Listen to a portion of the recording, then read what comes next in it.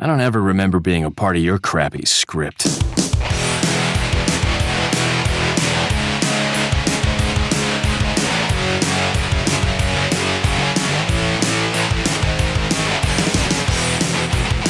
Hey everybody, welcome back to Core. This is Core, and guess what Core does? We do video game talk. There's three of us. That's how it works. It's also the only podcast in the Urban Dictionary that means vagina and penis at the same time. I don't know if you guys knew that. Go look it up. Truth. Wait, what?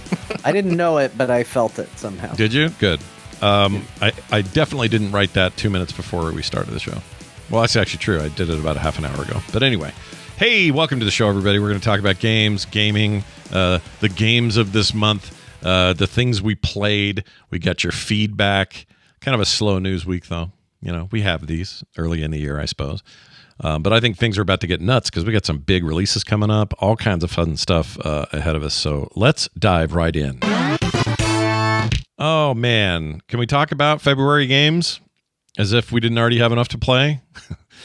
To quote Beau from last week, I have too many games. I'm pretty sure you said that a few times, and you're right. Yeah, no, I even showed my Steam account, so I brought the receipts. Yeah. I'm stressed out, man. Yep. Well, I think we all have too many games. I even got Rebirth and I haven't touched it yet, but I want to. I saw John in there a lot. We'll talk about that later. But next week is a new month, and it's important that we do this. We talk about the next month's games. Like, first up to bat, Civ 7, coming quick. I can't wait for this thing. Yeah, February 11th. They're going to ruin me having this be Steam Deck certified day one. They're going to wreck me. I'm never going to get anything done, ever. Like, I will play it on desktop, of course, but I will take it with me now, too. And that's going to be trouble. That one more turn in bed. It always works out well. Yeah. Everyone loves a good turn in bed. I mean, we don't have any... Is there any kind of, not leaked, but like any info yet on how this thing is? Has anybody got any reviews yet? Oh, you mean like, is it good? Yeah. I'm not saying it will be bad. Like, I have all the faith in the world that Civ games are just... have a base goodness that will just be there. So I'm not worried about like, oh, if I pre-order, is it going to be a problem? I mean, hell, I can return it if I needed to. But my point is like, I just really want 7 to be something special. Well, I don't know why. I'm ready for a new Civ. I'm ready. You've got to remember with these reviews, because I've already been asked by others. You know, I saw somebody saying like, oh, there's some real problems with this new Civ. Don't believe any of it, because remember, Civilization is one of those games where people who are really into the series have their favorite one, and the new one is lacking what their favorite one did the best. That's the truth. So that's the truth. I even saw a comment somewhere that was like, I don't know, I'll wait for it on sale. Doesn't look like it's as good as Civ 5. I'm just going to keep playing Civ 5. And it's like, all right, cool. Like, I mean, don't get me wrong. 2010 Civ 5 is an awesome game. Nothing wrong with Civ 5. Well, they're all like awesome. You know, it's just like, you know, I think that's what the point you're ultimately making is they're all awesome. Like, yes, but like, gauge who you are. If you're the person that's out there going, no, this series has been on a downhill spiral since Civilization 3. And are they going to fix it? This isn't the game for you. But if you're like me, who plays the new one when it comes out, and maybe there's things I like better, and maybe there's things I don't, but I still play whatever the newest one is. Like, yeah, I feel pretty confident that I'm going to enjoy this game. Yeah. 3 looks so shitty. 3 looks so bad now. Yeah, 4 still kind of looks okay. I wonder if there's anyone that's like, new ones suck, 3 is the best. Probably. There has to be, right? Tom wasn't Merritt 3 to 4 where they went into like hexagons? Yeah. And Tom Merritt. Wasn't that a controversial move? Tom Merritt thinks 2 is the pinnacle of the series. He thinks it never got better after that. So he's one of those 2? guys. Yeah. So he 2 Tom? 2 Tom. Tom 2. He doesn't ever got better past Civilization 2. Yeah, which is, he's not like, you know, I'm going to die on this hill kind of attitude. No. I know he's a reasonable human being. We should have him on. It'd be fun to. We should ask him about it. I might. We should ask him about. You know, it's because it's one of those things. Like I said, we've lived in the shadow of D3 bad forever because Diablo 2 is the greatest game ever made. But like, I've played it recently. It's not good anymore. Like, I don't like. You know, at some point you got to just be be like, no, we've moved on, and that was a great moment in history, but now it's just memorabilia. Even new games, even new games that do a good job of bringing back what made those old games great, they do a bunch of things to not modernize it so much, but just take it into a realm where we can stand it again. Because there are things about how you would save old games, or not be able to save at all, or difficulty spikes that were not great, but they couldn't patch them because we didn't have a patchable game back then on a certain console or whatever. Like, even in those cases where they're trying to adhere to an old aesthetic, they still have to do things to make it work today. And I actually 100% agree with Beau, because I think if I'm being honest, I think Civilization V is better than Civilization VI as a game. Zing. But I have more time in 6 overall, not by much. I have, looking at it, I have 98.3 hours in 5. I have 107 hours in 6. Yeah. So it's pretty close, but when's the last time I played 5? 2016. When's the last time I played 6? August of 2024. Yeah. At a certain point, you just move to the new game. Like, that's just what you do, whether you think it was a net improvement or not. Yeah. Like, yeah. I think Civilization 6 was maybe a better base game, but I think the expansions in 6 did not improve the game, whereas I think 5 is a better game at the end post expansions. Everybody's going to have their favorites. Yeah. So I'm looking forward to 7. I'm going to play 7. And if it's different and I don't like it as much, I'm probably still going to play 7. Yeah, because it's 7. It's what you do with because it's new. I haven't played almost 100 hours in it. Yeah, so. And it's also a game that asks a lot of you, and you're not going to go, well, I guess I'll go back and play 12 hours all night of 5. Let's go ahead and do that. Like, that seems crazy to me. I know there are players like that. I'm not saying their experience is a bad one, but I need to see what's latest and greatest here. And 7 should bring it. Even PC Gamer, though, they have this big article up here. Brace yourselves, Civ fans. Civ 7 is going to be contentious among critics and fans. Early coverage is focused on how big the changes are, but whether or not they are popular is a whole other question. So they're already... I think that's good. If you're going to make the same game, why are you doing it? Good point. That's a good point. You know what I miss about 6 or 5 that I just wish 6 had? Workers that didn't die after 3 turns. Or oh my gosh, yes. I hated that. I do not like that decision. Mm-mm. I get mad about it all the time. No, I play it. That's one of the reasons I like Old World is Old World keeps them like you should. It should be mandatory. So 7, it's on you to show us what you got with your workers and with their longevity. Or maybe it should be like a research tree, like, I don't know, a research minimum wage or something, and now your workers don't work to death. Maybe they just they stick around now because you hit a development tree where you don't kill all your workers after they've made 2 mines. There's also this whole thing of like, I've got my original warriors are still alive and they're clear across the world and they've existed for 200 years. But I can't keep a worker alive for 3 days. Like, what the hell, dude? Yeah, with a club. And then you finally bring them back into your territory and you're like, oh yeah, promote. And they go from this guy who fought with a club to all of a sudden they're carrying a rifle and they're like, yep, well. Yep. Eventually they're I earned my time. I earned my stripes. When he was born 3,000 years ago, little did he know one day he would be a tank or whatever, right? Like that. Yeah. If you're going to have that be video gamey, the workers are fine. Don't have them disappear. It's stupid. Anyway, we'll see what Firaxis does. But we got, let's see, February 11th, so not very long, about 12 days. Yeah, and you know one that, there's a couple before Civ that are not on the list that I wrote out, but they're on the list that I'm looking at that I know people are excited about. One I don't know much about, but I know a lot of people are excited about is Kingdom Come Deliverance 2. Is getting a lot of buzz. A lot of people very excited about it. I haven't played the first one. I don't think I own it. So I don't think I have a way to play it. But I know people are really excited for that. And that's going to be on February 4th. And then another one, Rift of the Necrodancer, is on February 5th. Oh, this is the one with the Guitar Hero style rhythm thing? Is that the one? Yeah. Okay. I'm actually curious about that just from it's such a drastic change to the series. I just kind of need to know what they're doing there.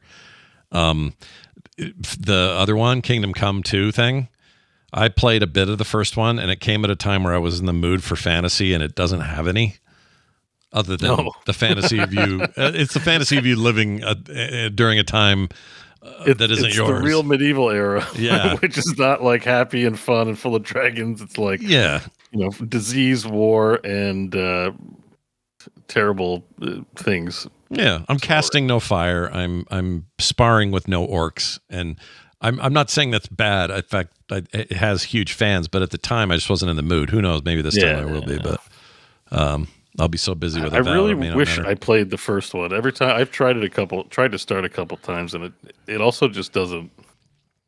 It seems good. It just doesn't click. You know, like I stopped playing, and then there's nothing in my head that goes, I need to get back into it because I'm having fun. I better go play some more. I'm like, I'm okay. Play something else. Yeah, I got other games. So I'm really hyped for the second one, but I'm not going to buy it because I'm worried the same thing's going to happen with this one. It's just like, I like the idea of it, but I don't think I'm going to play it. Yeah, I don't know. We'll see. It may come out and blow everybody's mind, and then we're like, oh my gosh, this like Skyrim levels of hype. We're going to have to play it. But right now, I'm not exactly feeling it. But you guys are absolutely feeling it for Like a Dragon Pirate Yakuza, which comes out on the 21st. So that's exciting. You guys ready for that? Yes. Yeah?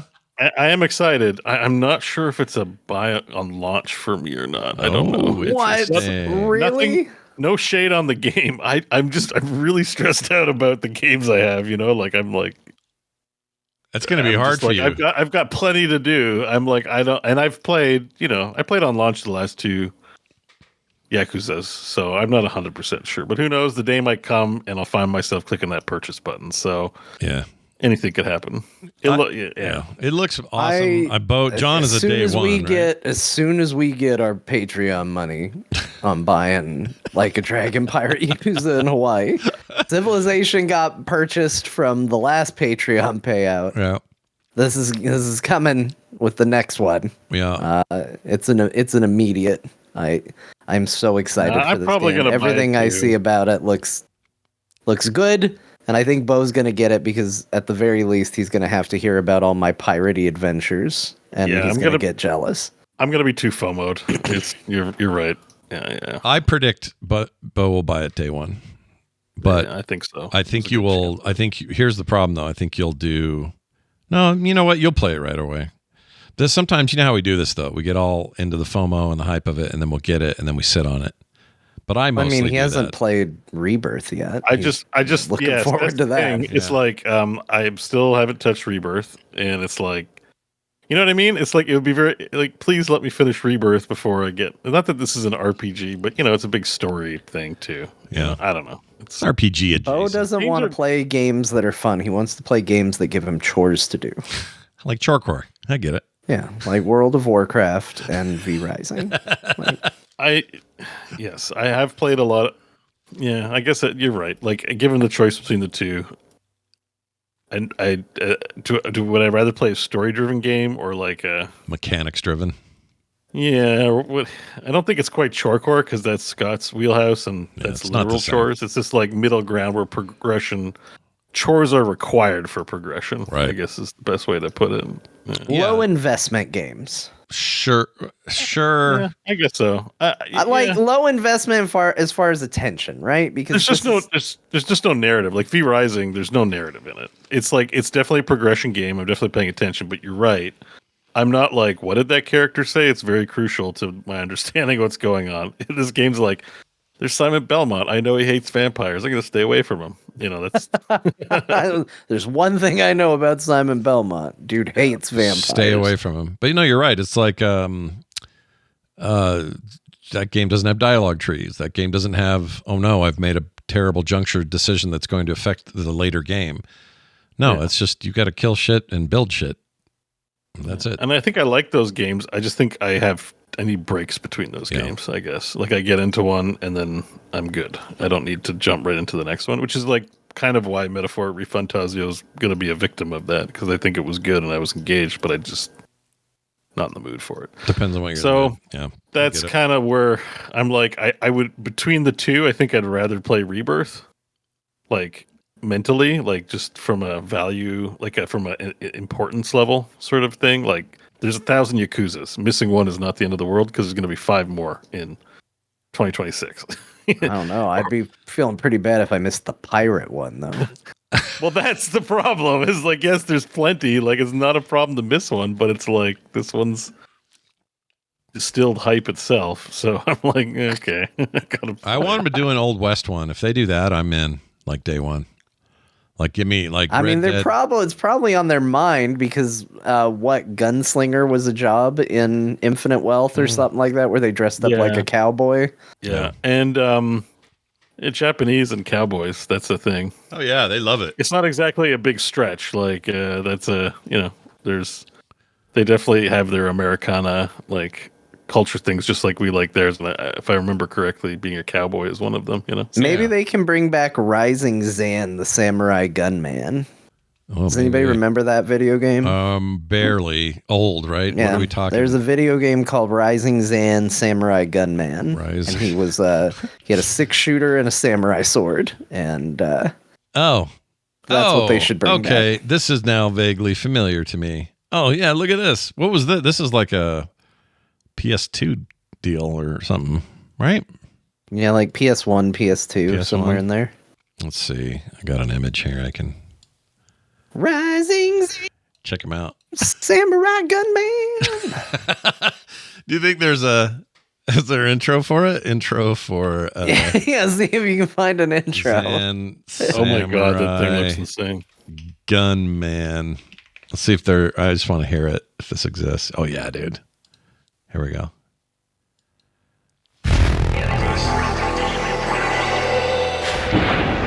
Look at that 90s bullshit.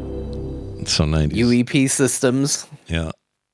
Okay, here we go. Once upon a time, a blue-eyed boy from the Old West learned one of life's cruelest lessons, that evil was bigger than his gun. So he followed the footsteps of a mysterious master to the Far East, where he learned the secrets of the sword and came back home with the heart of a gunman and the soul of a samurai. Wow. Oh, look at that cheese. All right, that's great. Wait, Johnny No More did the Rising Zan theme song. Yep, Johnny No More. Oh my god. Rising Zan. That's great. Samurai Gunman. Why do you remember this one so vividly, do you think? What's the... I think because we discovered it while I worked at a video game retail store. And I think we all would stand around and play it and laugh. It was in that like very communal, like, oh my gosh, look at this. Rising Zan. All right, well, good job, Zan, and your rise to samurai cowboy fame. That's fantastic news. All right, after that, you got Avowed. This is the one I'm most excited about, and I very much am looking forward to playing it, so I will be doing that. Avowed comes out on February 18th, so actually just before Pirate Yakuza. This will be the one I really sink my teeth into this month. And of course, this is Obsidian's next big thing. Thankfully, this one is on Game Pass. Game Pass, save a little money. Because I'm sitting here going like, I cannot afford the games of February. I've already bought one of them just because that's when I had the money for it. Mm-hmm. Now I'm looking at the list. I'm like, I want to buy so many of these games. At least Avowed, I don't have to buy. Yeah, I can play it for free. Yeah, good point. Well, yeah, free as Game Pass is, I suppose. But yeah, I'm very much looking forward to this. I love their games. Early word is also really strong on this. They've been on it forever. This is the same year they're going to be putting this and 2 other games out. I don't think we know what the third is, but the next Outer Worlds is coming out later in the year. So going to be a big year for Obsidian and therefore Microsoft and maybe everybody, because I'm pretty sure they announced this is coming to everything, including PS5. So this should be a pretty big, broad release for Xbox Game Studios and for Obsidian. So anyway, very excited. See what they do with their first-person Skyrim-like. It's probably not fair to say that, but it's kind of what it is. Oh, yeah. I mean, that's what people compare it to, probably. Yeah. Then you got your Monster Hunter Wilds, or your Monster Wilds. I don't know, however you want to say it. That's coming. Intermittently, that's interesting to me, and then I forget about it, and then I think, oh, that's a lot of work. I don't want to play a Monster Hunter game. Then I think, no, Scott, this is your chance. This could be the one. Yeah. And then There's never been a better time than the launch of a brand new game. Yeah. Unlike when everybody and their mother got into one of the old games a couple months ago. Right. So, and what was that called? That was called something else. I can't remember which one. There were two of them. I don't remember which one everyone got into. The vagaries of these naming conventions for the Monster Hunter games really throw me. I don't know what order we're in at all. I know there's World, there's Wilds, there's Desert or something. Or no, Wilds. Wilds is the new one that's coming, right? Yes, that's the one that's coming out. I don't remember any of these. But anyway, February 28th, 2025, you can get that game now. Or you can pre-order it now. So, yeah. I don't know. That's interest? also on my buy list. I want to get... Monster Hunter Rise and Monster Hunter World. Those are the two. Those are the two. I don't remember which one everyone got into, but... Isn't this the kind of game that's better with other people? Like, are we forming a team or something like I don't know. It is better with other people, but you can play it by yourself, too. So my understanding is it's like a lot of, not Souls-like, but a lot of like very specific tactical takedowns of gigantic monsters, and the more people you have doing that, the better off you are. Yeah. But I don't know. I mean, you can farm parties. It's not like you can bring 100 people and then it's easy. Oh, right. But like you can try and do it solo, or you can bring a couple friends. And I know that people like long-time Monster Hunter fans are rolling their eyes at all this conversation, but I'm sort of just a noob to it. I don't get it. I've never. The last one I played was the first one. What was that? Just called Monster Hunter? Yeah. Back in the day, like a Game Boy Advance game or something? What was it? I think it was on like PlayStation 2. I think you had to have like the internet adapter to play it multiplayer. I don't know if it was PS2, but it was early. We did a couple multiplayer sessions of it. And then there were a couple of us who found the grind, because it's a grindy game. Yeah. Like it's one of those things where it's like, oh, well, when you kill this, it drops these items, and you can use these items to make this armor, which helps with this next fight. So grind it, get your armor, whatever. And there were a couple of us who got really into the grind of it all, and we shot way past everybody else. And then those people didn't want to play with us because we were too high up. And then we just kind of went our separate ways. And that was the last time I played Monster Hunter. Does that appeal to you at all, Beau? Do you want to play this game? No. And I sort of judge that based on the fact that I did purchase Monster Hunter World and played it for 46 minutes. Yeah, and then gave up. It was tremendous. 46 minutes. Yeah. It was a tremendously slow and agonizing beginning. And I was like, yeah, not for me. That was my take too. The world intro, the onboarding is world long. of games. I'm looking for reasons to not play games.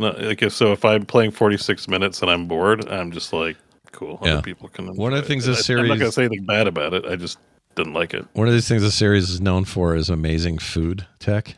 Yeah. And whoops, I didn't mean to close that. Look at this food. Like this is in game. Oh, that looks so good. Yeah, I want. That's not in game. No, somebody made these. Real food. But okay. that's I was like, wait a minute, hold on. That one right there is real. Let's see, or in the game. I mean, that's another in game. Look at that sandwich or whatever that is. Oh, that does look good. I'm hungry. I'm starving now. Look at this. Do we all just like order McDonald's or something? Like, all three of us have been talking about food since we started. I know. I'm so hungry. Monster. Do a mukbang. Yeah, you want to do a mukbang episode? I'm sure people would love that. That's how the show gets to 3 hours. Let's just do a mukbang. those I want to eat. Misophobia people will kill us and forever leave. Well, not every episode can be for everyone. You know, sorry. It's true. It's their turn for an episode. That's right. We need to eat. We are humans. We require sustenance. There are also some other games. I guess this Citizen Zero 2 game is getting killer reviews already this morning. Citizen Zero? Is it Citizen Zero? Citizen... Shit. Hold on. Citizens on Patrol? No, it's the sequel to that indie game that Oh, here it is. Citizen Sleeper 2, not Zero. Oh, right. We played that. We played the first one. Yeah, I like that thing quite a bit. And the sequel, I haven't played the first one, let's see, the release date is today, is it? Hold on. Might be today, so that's not really a February game, but there's a lot coming out. And Well, yeah, the Steam's got a big banner about Spider-Man 2 came out on PC now. Oh, right. Yeah. PC people can get their Spider-Man. Although it's getting mixed reviews, sounds like there's some technical issues causing it to get some That's unfortunate. problems. I got a mixed review of 63. Let's see what some of them say. So apparently my here you go. RTX 4080 Super can't handle this game. I'm so upset right now. 15 months of waiting, and I have a 1660 Ti. Well, that ain't gonna do it. Well, okay, come on now. You 1660 Ti. Yeah, you need to at least have like PS5 hardware for this thing. Let's see. Stop running it at max settings. If this guy just ran it at like minimum, he'd probably be fine. John's right though. It's all performance complaints. Yeah. So hopefully there'll be a patch. Like chill. Which I think the rules I like are. that people rush to write reviews so quickly. Oh yeah, they take no time. This guy, let's see, this one where he's really complaining about the speed, 0.8 hours, 0.7 hours. If you have a technical issue, you're not going to marathon the game. Well, that's true, but that seems really quick. Like, why wouldn't you troubleshoot for a little while? Like this guy. I guess that's their way of letting them know, like, hurry up with a fix, because maybe some of this is fixable. This guy playing for an hour, trying to work it. I respect that. This guy's played for. It's all technical reviews. It's not that the game's bad. It's just it seems like it's port issues. Maybe wait for a patch if you're excited. Yeah. And then there was one other thing. I guess he does meet that one guy too. Does meet the minimum requirements on his graphics card, so he's also in the right to complain. Yeah, if you're going to have a minimum, you better be able to at least. Yeah, 1650 is minimum. So if you got a 1990, the game should be running. Yeah, it should have been. Yeah, I agree with that. That's basically it. I'm sure there's others that we're not thinking of, little ones here and there. I know there's a lot of tiny ones I'm looking forward to. Well, let me check my wish list because I don't know if they've got the indie games on there. But there's lots. Beau, you excited about PGA Tour 2K25? Getting your golf on? No. Oh, no. I was thinking of Shanna fan. Sorry, not you. Excited about Tiny Tires. When's that game coming out? Come on already. What's going on, Tiny Tires? Oh, you know what I really want is the Advance Wars like game. That's soon. That looks really good. I forgot the name though. So this isn't February, but it is March. But one on my list is this Atom Fall game. Have you guys heard? Oh yeah, Atom Fall's like a Fallout-ish RPG, CRPG. Disaster area of Britain. It's like a Bioshocky kind of game, but I don't know. It looked pretty cool. It looked interesting. I wishlisted it because I was like, oh, it looks neat. It's there it is. Atom Fall. Nuke disaster has left an area of Britain in tatters. Atom Fall, a new survival action game, will explore, scavenge, craft, barter, and fight your way through beautifully recreated scenes in search of answers. So it kind of like has Far Cry vibes, but also Bioshock. Yeah. And I don't know to what extent it really is a crafting game, like a real crafting game, but I don't know. It looks good. Production value looks high. Yeah, you know what? This actually does look all right. I'm going to wishlist this. I don't know why I hadn't. Yeah, I mean, it might not be. It's one like I haven't heard a lot of buzz about, but I happened to land on the page and looked at the trailer and was like, wow, this looks pretty. There's a cool voice coming out of there. It's dark, and the woods lie deep, and the woods are home to summers don't sleep. That's cool. Yeah. I don't know what's going on there, but, bring it. Anyway, there you go. That's the look at what's coming up. What are you guys buying at home? Send in your feedback. Tell us what you're excited about, what you're not excited about, and maybe some that we missed. Okay? All right.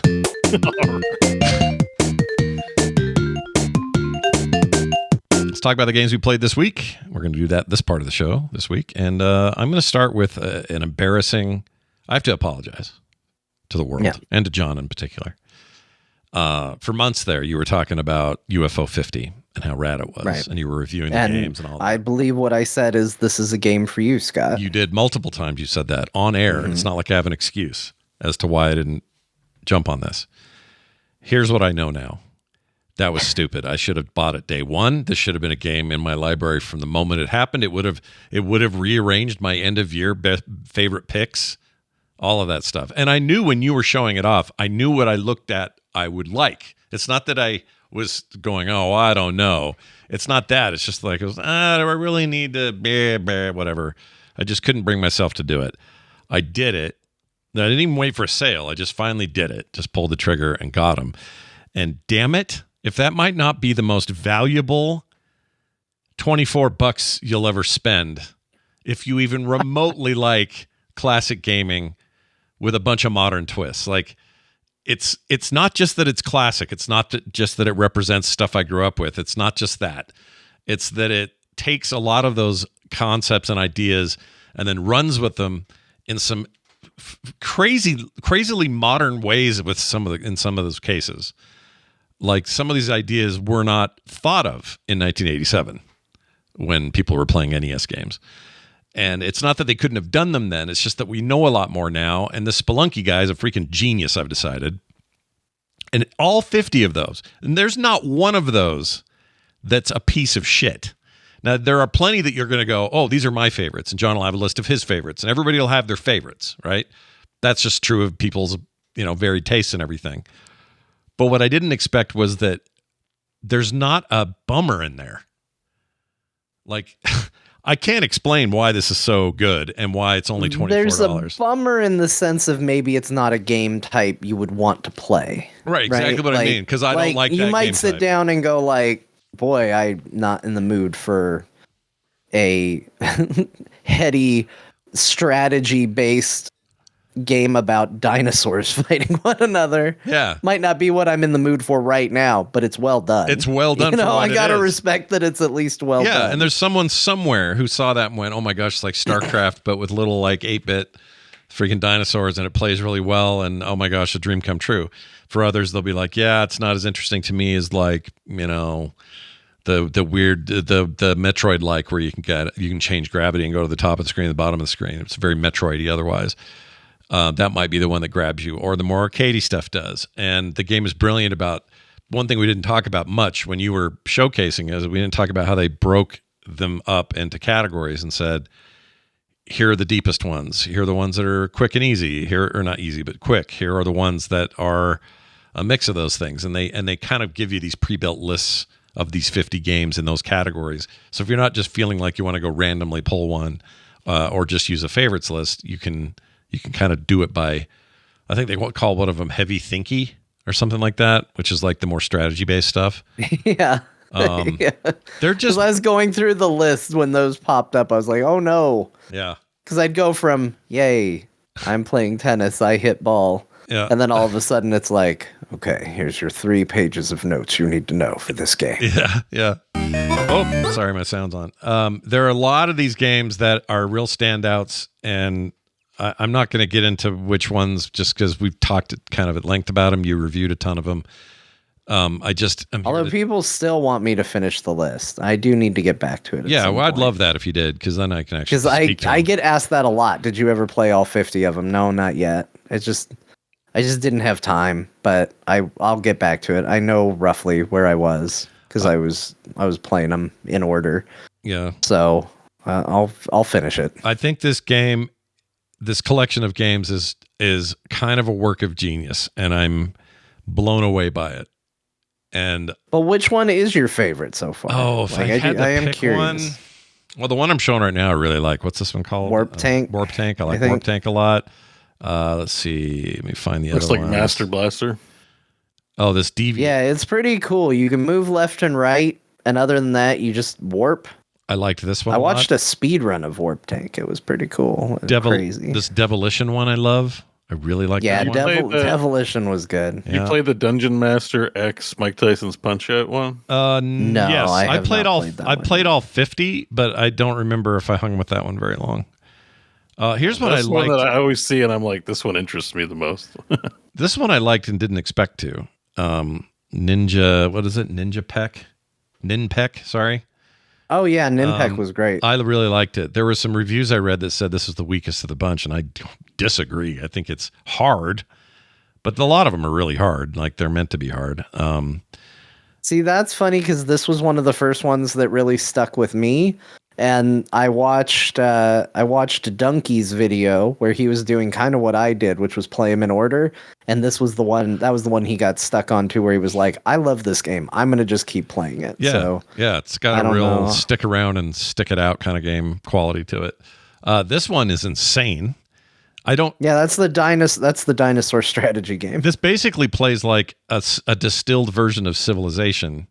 Yeah. And it's crazy how much depth there is to it. Like in this 8-bit ass presentation, like I just don't know how they did it. There's things like that where I'm just like in awe of it. I'm like, really? You made this? And there's 50 games to play and that sort of thing. I also really like this. Is this the one with the soccer ball? No. Where is it? The little soccer ball guy one. Can't find the name. Oh, this is great. Party Houses. You said it was good, but I really like Party House. Party House is basically just Maniac Mansion, isn't it? No, it's more of it's like tweaked out blackjack. Because you're just collecting party goers, but they have different, almost Baldur in a way, which I know Beau doesn't love, but there's no cards here, so maybe you'd like it. But it's like, don't go over the number, but then all these different these party guests have effects on your total score, and it's just a really fun little loop. I didn't expect to get into it as much as I did. The one that plays like Maniac Mansion, but it's mostly first person. Don't know where that is in here. That's a really cool game. Apparently you can beat it in 20 minutes. I still haven't, but I'm going to try. Oh, this golf, ping golf. I absolutely loved this. I played the shit out of this.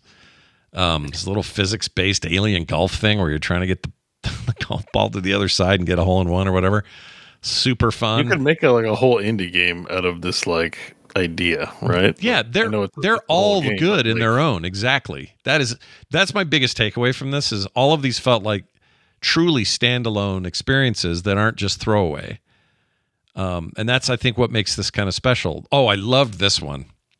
John, I don't know if you played this. I haven't played it yet. That's what I was saying. The Dungeon Master and Mike Tyson. Okay. Yeah, this is the one you are. The Punch-Out part threw me. It's called Valbrace, and it is like Dungeon Master meets Punch-Out.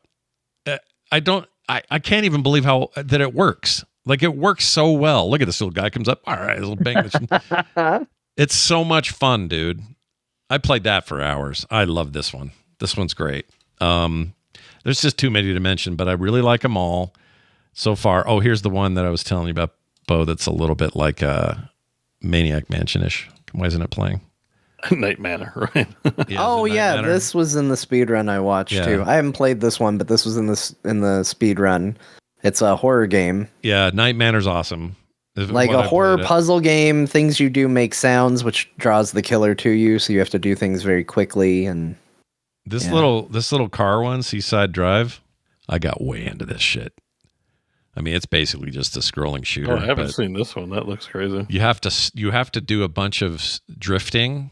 Basically just means moving back and forth, but it basically represents as drifting to keep your power up so you can shoot as many missiles as possible and as bullets as you can. So you always want to be moving. If you hold still, the game penalizes you by making your shots weaker. So you want to keep moving all the time. Also, it's kind of hard not to because everything's just insane and it gets harder and harder. It's arcadey as hell. It's very much like a pick up and play and put down, but I got way hooked on this little game.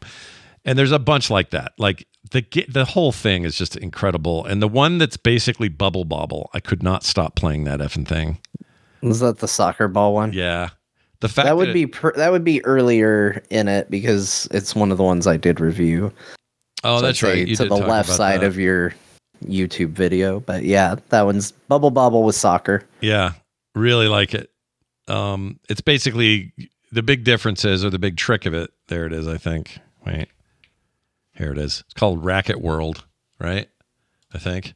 No, that's the name of the level. Yeah, that's the game though. Yeah, this is it. So you basically, it's Bubble Bobble, which is a game I regularly play. It's one of my favorite games, arcade games. I just absolutely love Bubble Bobble, and something about the game. And this game is that, except the thing you usually would have to shoot in Bubble Bobble, your bubbles, is a soccer ball that you have to go get in order to use it. So you can't just go kill stuff. You got to get the ball and then kill stuff and then go get the ball again. So it adds this level of intensity that is just a little bit geniusy. I haven't tried multiplayer like they're showing here, so I don't know what that experience is like. Seems weird to have to go for one ball, but I guess the other guy just avoids getting hit. But it is this one got way into my playtime. Loved it. Anyway, can't say enough about it. I think that UFO 50 is a work of video game genius. It just won some other award this year in some New York thing that's won a bunch of stuff this year. It deserves it. I hope he does more. I hope there's a UFO 52 or a UFO 100 or some shit. I don't care what he does. Give me 16-bit UFO era, because the quote-unquote story of all this would lead itself really well into here's the 16-bit era of UFO games and the publisher or UFO Soft or whatever they're called, the fake publisher. And here's the ugly PS1 era of this. Like, you oh my gosh, that would be so cool. He could go crazy. Oh, I hope they do it. Yeah. So it's all it made me think of. I could use some fake, like, small, grungy PS1 looking video games. Yeah, dude. I'd be way into it. So we'll see what happens, but UFO 50, amazing. I'm giving that thing a 9.5 out of 10. That's my score. Damn. Oh, look at you giving scores now. I love it. And there's that whole mini game. I don't know how much of you've done it, but when you beat these games or hit certain achievements, you get to unlock stuff that you put in this garden. Yeah. I've hardly done any of that yet, but that's cool. A little meta game in there. Anyway, it's rad. It's awesome. I knew you would love it. I'm glad you finally did it, because I kept being confused why you didn't pull the trigger on it. 100% built, made, and intended for a Steam Deck audience. It's so good on there. Take it anywhere. Of course, runs beautifully. Your battery life will last for days. It's so good. It's so good. So anyway, if you like retro games at all, and you just think any of this sounds good, do not wait like I did. It was stupid to wait. It's so good. All right. I also been playing a game called Learning Factory. I didn't put video up, but I'm gonna get video. It sounds like you. It sounds like you finally decided to further your education. Yeah, it does sound like it. I agree with you. And you've gotten like a Leapfrog iPad knockoff, and you're ready to learn. Well, let me tell you what it is instead. It is basically Factorio without the steep curve that Factorio is known for. And I got this because people had been saying nice things about it. It's like, yeah, it's like Factorio, but not quite as intense. It's a little more chill. And, you kind of want to, you don't feel like you're banging your head against the wall with like bad designs and stuff like that. But it's an automation game. And the end result of it is you're trying to make and find things that cats want to buy. I was going to say, I couldn't help but notice you're dealing with yarn. Yeah. And the comment up on the screen when I was looking was, oh no, cats are leaving empty-handed. Yeah. You don't want that. They leave your store because they can't get anything. So your initial time you spend in the world is mostly to pick up these balls of yarn that are just sort of laying around so you can get going. And it will make these cats happy. Now, what cats do you say? Well, there's a whole story about how they got there, but the bottom line is there's a teleporter like a Stargate that is constantly porting in kitties, and those kitties are on a time to buy. They want to be there to buy something. If you make them wait too long, they'll just leave. But it also seems like it's an unending list. The cats just keep coming, so I don't think it's a problem. Anyway, the point is you fill this cat store with stuff from your factory. In this case, you take cotton from the cotton fields. You have cotton extractors. Then those flow into that machine you can see in the middle if you're watching the video. That's a yarn ball maker. And then those go from that on the conveyor belts into the store, and then cats buy that, and that's how you make your money. In the meantime, you can go around the map and find iron deposits, trees, wood, all this sort of stuff, old abandoned facilities you can convert to use for yourself. There's fiber optic, but basically acts as your power that you can add to and dink with and all that. And you keep making cooler stuff. So I just unlocked drilling, which means I can get the iron faster, which means I can make more products faster. The story's weird and loopy, but the bottom line is it's automation without so much of the stress. I would not say it's like kitty automation. There's still, you kind of need to know what you're doing and you want to be efficient and all of that. But at the end of the day, it's a game about making shit for cats. And so that's about as seriously as you kind of want to take it. And like Factorio, like the other one that Beau and I played a bunch of, Dyson Sphere, it's like that. It's that loop of unlock these tech trees and, research this new facility so you can use it to refine cotton faster or whatever it is. It's all that stuff, but just condensed down into a game that I think is just meant to be a little more approachable on a theme level. Are you sure it's easier? Because sometimes these games get pretty complex the deeper you go in. I mean, I everything you read about it and the reviews and stuff are all like straightforward. It's pretty straightforward. Like these cotton things these cotton machines are digging, they keep coming back. It's not like you have limited resources to worry about. It's more, it makes you're more focused, like Shapes with a Z, you're a little bit more focused on efficiency and design than you are on, oh no, I'm going to run out of a thing, or at night the zombies come, or any of that shit. This game doesn't do any of that. Graphics are nice. It's kind of painterly, but also like that little 3D engine looks really cool where the cats are coming out of. I'm really having a good time with it. It's great. It scratches the itch. No pun intended, really but the kitties. fantasy game, considering, it's quite a fantasy to think you can get cats to do anything. We're exactly right. Cats are the worst, and they're in a good way, but they're not going to be cooperative. But yeah, and the further you get, the more cool products you can provide for the cats. And you have quests, so it's easy to kind of follow. Okay, what should I be doing now? Oh, I got a quest that'll give me some money, so I'll go ahead and do that quest, which is, make 50 of these, and then you get to collect. And not like mobile games where it's like, you're always hitting a thing to collect. It's not quite like that. It's a full release game. Costs you whatever I paid, $20, whatever it is. $13.99 on sale for me right now. Yeah, it's on sale. I think it might have been 10 right now. It's an introductory 1.0 sale because it was in early access for a long time, and now it's fully out. I like it. I like it a lot. So if you're thinking, oh, those automation games, they scare me. I don't think I can play Factorio or Satisfactory or whatever. They're too stressful. This might be a way to get into those and dink around. It still has some good depth. It's not like it's not a kiddie game, even though. I mean, KIDDI. Yeah, why? kitty game. Kitty It's game. kitty. It's a kitty game. It is a kitty game. And if you like cats, it's got that whole vibe. Speaking of kitties, how's your injury? I watched one of your vlogs, I think, and you were like, oh, I got this scratch on my face. It's better. I don't know if you can see it still or not, but I had a scratch right. Was it this side? This side. I had a scratch. Did you try to sell him some yarn? I think it's better now. What no. was the dispute? He was just being a dick because cats are dicks. So I was getting up close to him, and he was going. We were just hanging out, and he went.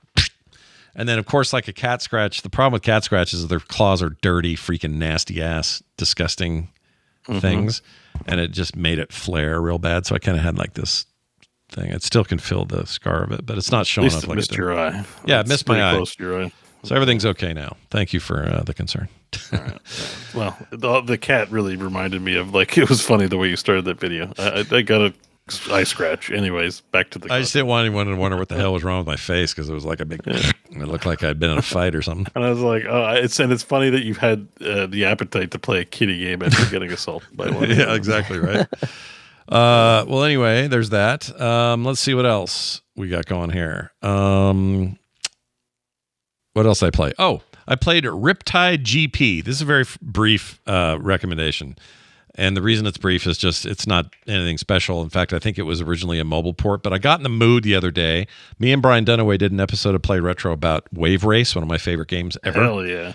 Love that game. They've never quite matched it in terms of the feel of Wave Race, including its sequel. They just couldn't figure it out again. Wave Race 1 on the 64 is amazing. The world is your boss, and you have to master it. And the feel of the water is unmatched. Like nothing's done it quite like it since. The Jet Moto games on PS1 were there to compete with that. They were okay, but they never quite did it for me either. So somebody in our chat had suggested, well, you should play this Renegade game, this Riptide GP2 Renegade or whatever. And I said, okay, well, tell me more. What is the deal? It's one of these games where you're racing in water. It's set in the future. It's a little more like Wipeout meets Wave Race, or Jet Moto is probably a closer comparison. And that it was cheap. It was $10. It was highly rated. I think it's overwhelmingly positive. It's a little older. I think it came out in 2016. They had a mobile version, which freaked me out at first, but turns out this version's, it's good. It's a computer version. And, you race and you upgrade your stuff. You do tricks. And when you're in the mood for that kind of thing, it's exactly what I was looking for. And I really enjoyed it. Played it a ton. Super high frame rate. Probably helps that it was ported from a mobile game. But You don't really think about it. It doesn't feel mobile-y. It certainly doesn't do free-to-play shit at all. It's a paid for. I mean, also in context, feeling mobile-y, it looks like the release date's 2014. So probably... That's the original. This was probably... I think. A couple years later, one. yeah. Oh. Renegade was the first one. I got this wrong. Renegade's the first one. This one's Riptide GP, which was 2 years later, I think. Yeah, Riptide GP2 is 2014. Oh, still 2014? I don't know. Riptide Renegade is 2016. That's the one. Okay, so it is Renegade. I'm just saying the difference is now, like, because it's almost like 1-to-1 your games. You know, you can play Genshin Impact on your mobile phone. That's true. PC. Yeah, it probably in 2016 there were differences that make the PC one like definitely superior. Yeah, the water physics, for example, are very good. That's one of the things that the reviews were saying is that if you're looking for good water physics, you'll find it here. Graphically, it's enough to have fun and feel good about what you're looking at. And otherwise, pretty straightforward. It's like a lot of races. You have power-ups. You can get speed boost by doing tricks. You unlock new levels. You go do those. There's a multiplayer component, although I haven't done any of that, both couch co-op and online. But, you know, sometimes you just want to play a racing game where it's like, here's a circuit. Go do the things. Come back the winner. And do it with some cool physics and stuff. And that's what this was like. And I really liked it. I had a really good time with it. So anyway, $9.99 is all. It's cheap. If you're in the mood, grab it. If not, I get it. And that's it for new games. I played a bunch more Metaphor, a bunch of retro stuff, a few other things here and there, but that was my week. Have you gotten the best character in the world in Metaphor yet? I had a big pause there after our end of year stuff, but I just fought the possessed version of a character that we liked. Do you know what I'm talking about? Oh, okay. Yeah, I know what you're talking about. Yeah, you're not there yet. Okay, so I'm done with. You got some ways to go. I got quite a bit of ways. If you're gonna beat Metaphor, you got ways to go. Yeah, I got some work to do, but I'm past that. I'm on the way to whatever's major. Oh, I guess I did a bunch of story after that, and I got that girl joined us. She's annoying with the ears. She's kind of annoying. You know what I'm talking about? What? You know the big long ears? She's kind of annoying. Hulkenberg? Yeah, Hulk. That's the other thing, dude. Can I find where she introduces herself and gets all glowy and she says, "I am Stringbond Van Hulkenberg Jr. the Third," or whatever she says. It's something like that, and she cracked me up because it was so cheesy. Let's see, Metaphor Hulkenberg. All right, let me just see if I can find it. Hulkenberg. Hulkenberg. I meant to capture it making me because hungry. put a Why? burger because Sounds someone's like a burger. hamburger. Like, I'm just thinking of a hamburger. Can I get a large Hulkenberger and I would eat a Hulkenberger. I don't even care if it's green. Small Diet Coke. Anyway, I can't find it, but it's great when she announces who she is, and it's super silly and made me laugh. Anyway, I'm enjoying that as always. It's great. John, let's talk about Final Fantasy VII Rebirth. You played Rebirth. You played a lot. Yeah, I thought Beau and I would be sharing the spotlight on this, but he's not cool enough to play Final Fantasy VII Rebirth, so I'll just talk about it now. I am absolutely loving Final Fantasy VII Rebirth. There was a lot of... I found out that, like a lot of games that came out last year, this title was apparently another one of those, oh, they really dropped the ball on this one, I didn't like it, or, wow, this is one of the best in the series, it's one of the games of the year. Like, this was another very divisive split on some people absolutely loved it, some people didn't. I have found that this game fits in what I want from Final Fantasy pretty perfectly. It gives both like the big narrative arc, moving the story forward, lots of great music, all the stuff that you would expect from Final Fantasy VII, but then it also has a bunch of mini games, and that seems to be a lot of where a lot of the dissent comes in, which is, I think there's some people that just want to sort of mainline the story. They don't really want to do open world stuff. They don't really want to do mini games. They just want to kind of go through a narrative. Not me. I'm happy to do big chunks of narrative and then go, you know what? Now I'm going to do, what I poked fun at Beau for. I'm going to go do some chores. I'm going to go check some things off a list. I'm going to go find these 5 things. I'm going to climb these towers. I'm going to do this Ubisoft business, that comes into video games sometimes. You can't be a Yakuza player and complain about wasting. Yeah, and that's true. That's also true. It's very Yakuza. I think I spent like 50 hours doing Dragon Kart racing for no Let reason. me tell you, Beau. There's a part of me that's so glad I didn't play this last year because I finally got to Costa del Sol. Yeah. And no joke, the first thing they have you do when you get there is get on a Segway and start riding around Costa del Sol. And I was like, holy shit. There were 2 major RPGs that came out in the same year where a big chunk of exploring and getting around is just on a Segway. Are you kidding me? Segway in Yakuza is awesome. It's so convenient to zoom around on the Segway. I've seen video of that, but I thought it was. So you're saying they do the exact same thing? Yes. They both were like, it's the year of the Segway. Let me tell you, where you're going to put everybody on a Segway. They even give you rewards for how much riding on the Segway you've done. I mean, in Yakuza, you can customize your Segway. There's like tons of unlocks to get. You can't really customize these, but there are ones of different colors that you can get to ride around on.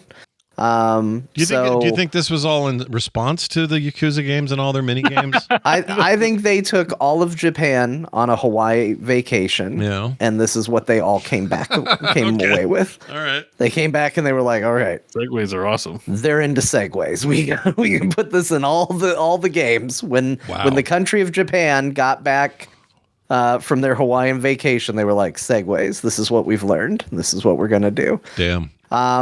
I'm having an absolute blast with this. The combat for Remake finally clicked for me the second time I played through that game. I think this is a refinement of it. I think it plays better. It definitely looks better. And it's still hitting those key moments from 7 that feel appropriate to the series. I mean, when 7 gets out of Midgar and the world opens up, it does feel like, oh my gosh, I can go anywhere and do anything. And when this game kind of puts aside the telling of the past and goes into the open world, it's sort of the same deal. It's like, yeah, okay, go, run around, explore, do stuff. There's stuff to do. Go find it. And it kind of feels like, man, they made an entire game out of the overworld is what it sort of comes across as. And then there's a bunch of mini games. There's a card game in it called Queen's Blood. And me being a purist, I was like, should have put in Triple Triad. Wanted to put a real card game in this game. But turns out there are now 2 Final Fantasy card games that I like. I am a big fan of Queen's Blood. I'm a big fan of Triple Triad. I think they're both good. And the thing I will give Queen's Blood credit for, a lot easier to learn than Triple Triad, and as a result, it's pretty good. So yeah, storyline wise, I've gone through a couple big hub areas. I'm now in Costa del Sol, and a lot of the things that you would look for narratively from Final Fantasy VII are in here. The overworld, the past retelling of Cloud and Sephiroth, the burning of Nibelheim. Barrett's wearing a stupid sailor costume. It's in there. You want it to be there. It's in there. And they're doing a very good job of mixing new and old. And I'm loving every second of it. And I'm constantly getting floored by how good that game looks and plays. So the PC port also is top notch. Oh, and one of my least favorite segments, just because I was like, this is dumb, I don't like what's happening, which was there's a part where you get to Junon, Upper Junon, and Cloud infiltrates a parade. I hated that in the first one because I wasn't ready for it, and they're like, here, do a thing, and I was like, I'm bad at this. The mini game for the parade was a lot better. I had a lot more fun.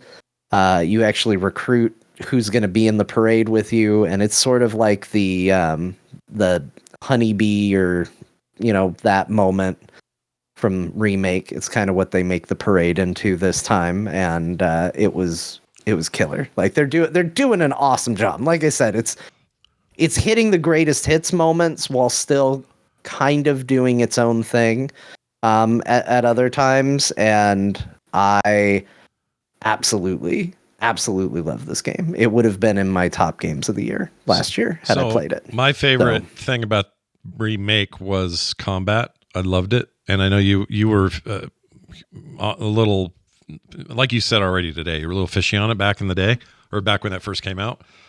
And I remember thinking, man, if every Square game was like this from now on, to me it felt like the perfect marriage of, hey, we used to be the turn-based RPG company, but we also realized we're in an era where everyone likes real-time action. What if we had what feel like, to me anyway, the perfect hybrid of that? I loved how that felt. Let's slow down, let me make some decisions, let me switch between characters when I want to for certain reasons or whatever. I loved how all that felt. You're saying this is a refinement of that. Yeah. Fundamentally, though, we're staying in that zone, right? It's going to feel... Yeah, it's they've made it better. They've focused quite heavily on synergies. And so the idea behind synergies is that they are special attacks that you can do with pairings of characters. Sometimes it can be any character. Sometimes it's very specific pairs of characters. And what they use is there's a meter that fills up every time you use an ability as a character. It'll put like a pip on your bar. And when multiple characters have 3 or more pips, they can do a synergy move together. And what this what this encourages you to do more of is switch between characters during the combat. Because your gauge to use abilities, if you're not actively playing that character, it fills very slowly. And so you're never going to really see synergies if you're not actively switching, because you're just not going to have enough times that they come up to do an ability. So it encourages you to briefly take control of Tifa in situations where, being up close and dealing a lot of quick hits would be useful. Or then, going back to a ranged character like Barrett and taking advantage of his ranged, and that's going to get his gauge filled up faster, which is going to give you more synergy attacks. And those are like getting like mini limit breaks in the middle of combat in a lot of ways. So it doesn't feel necessary, although sometimes it does come up where you'll do your analyze on a boss and it'll say, if you want to pressure this, you got to do a synergy attack. And it's like, oh, I got to put some effort in this. But for the most part, you can still kind of hack and slash your way through it. I am now playing on the regular difficulty, normal play style, whereas the first time I went through Remake, I set it to easy because I didn't like the combat. I was like, I'm just skip this. And it wasn't until I played through it a second time that I was like, oh, it's clicking for me. I get why I should like this, and understanding Cloud's punish system and stuff like that. Like, all of that hit, and all of a sudden I was like, oh, this system's actually really good. I just didn't take the time to learn it before. And now I'm really into it. And I'm really feeling it. So traditional chicken yellow chocobo business out in the world? In the first area. In the second area, the chocobo is black. Oh, okay. I don't know what color it's going to be in the third, but they have different color chocobos that can do different things. I like the chicken ones. I'm a fan.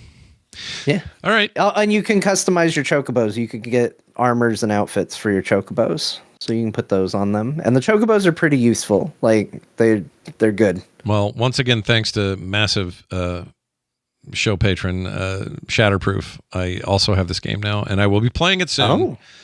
It also reportedly is a banger on Steam Deck, for those wondering.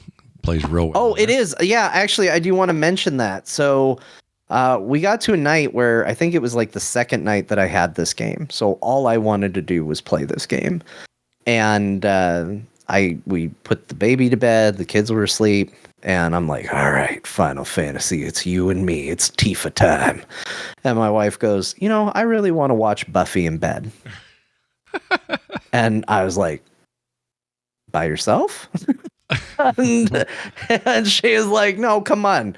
Let's go hang out. I was like, okay, I hadn't installed it on the Steam Deck. And so I was like, well, at least I can take my Steam Deck in and I can install it, and maybe I can at least get through that. And then on future nights, if I'm getting pulled into early bedtime, at least maybe I can bring the Steam Deck in and play that way. Well, I finally got to try the stream to Steam Deck, because I pulled it up and it was like, hey, do you want to just stream the game to your Steam Deck? Oh, right, yeah. And I was like, yeah, I do. And sure enough, it worked great. Yeah. It worked phenomenal, and it looked better because it was just a stream of my PC doing it. Right. I did think, man, if the kids come out and need something, it's going to be really funny because they're going to walk into my room and see a game just playing itself. But oh yeah, that's because it does actually. You're just mirroring it, right? So it's just playing on that. Yeah. Yeah. So it worked really well. Although we did have a little, I think we were overtaxing the network. There was a part where a fight got real graphic intensive, and the Steam Deck was finally like, no, we're not doing this. And I was like, okay, well, I guess my fun is done now. But sure. It was actually a really nice way to play it. I have now installed it proper, so I don't get stuck that way. But yeah, it plays great on the Steam Deck. So did Remake. It's a really great way to play this series and play these games. And yeah, it's part of the reason why I've been able to get so far in it. I know Cyrenex at the beginning was like, you need to slow down because I'm trying to keep up with you, I guess, based on achievements. And I'm racing ahead. It's because I can go take it and lay in bed and keep playing it. I don't have to just be tethered to my computer. It plays great on it. I'm sorry. Barrett's in a little sailor boy outfit, and it just freaked me out. Yeah, he dresses up like a sailor.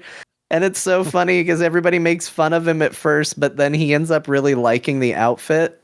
And once you get done with the early parts like Costa del Sol, you can actually pick what outfit your characters wear. The game does say, like, hey, sometimes we're giving you this freedom, but understand there are going to be times where the costumes might magically change back to what they're supposed to be. But you can run around dressed as an enemy soldier. You can run around dressed in surf shorts. You can run around with Barrett dressed as a sailor. Like, you can do whatever you want.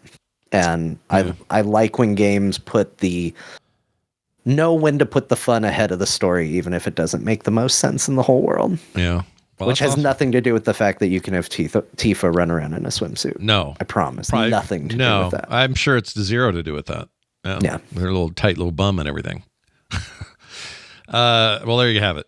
A look at Final Fantasy VII. Oh, you have a beef, though, it says here. What's the beef? I do have a beef. So the beef actually, just speaking of Final Fantasy real quick, Scott, I have a bone to pick with you. With me? Okay. If I can, let me invite listeners behind the curtain here for a moment and let you know, and hopefully this isn't a disappointment for you at home to learn. I'm scared. Scott names the episode before we record it. That's true. I happen to know, and I'm not, no shade on him for doing this. I know how hard it is to find time to do stuff, and I don't blame Scott for finding ways to lighten his workload and get these things moving. Yeah. So spoilers, today's episode is called Afterbirth. Yeah. That's the name of it. I'll even show them the art. Here's the art. Spoilers, everyone would see that before they click on it. That's true. Yeah. They would know that. Yeah. Spoilers to you in the live chat. Yeah.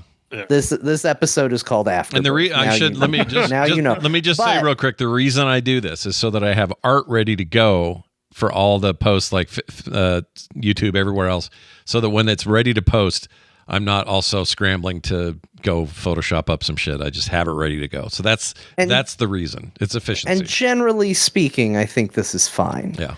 However, I do feel like I need to be the voice of the audience for the moment and say, Scott, on our last video, Crow74 made the joke, the next FF should be Afterbirth, you're welcome, and basically gave you the title for today's show. Yeah.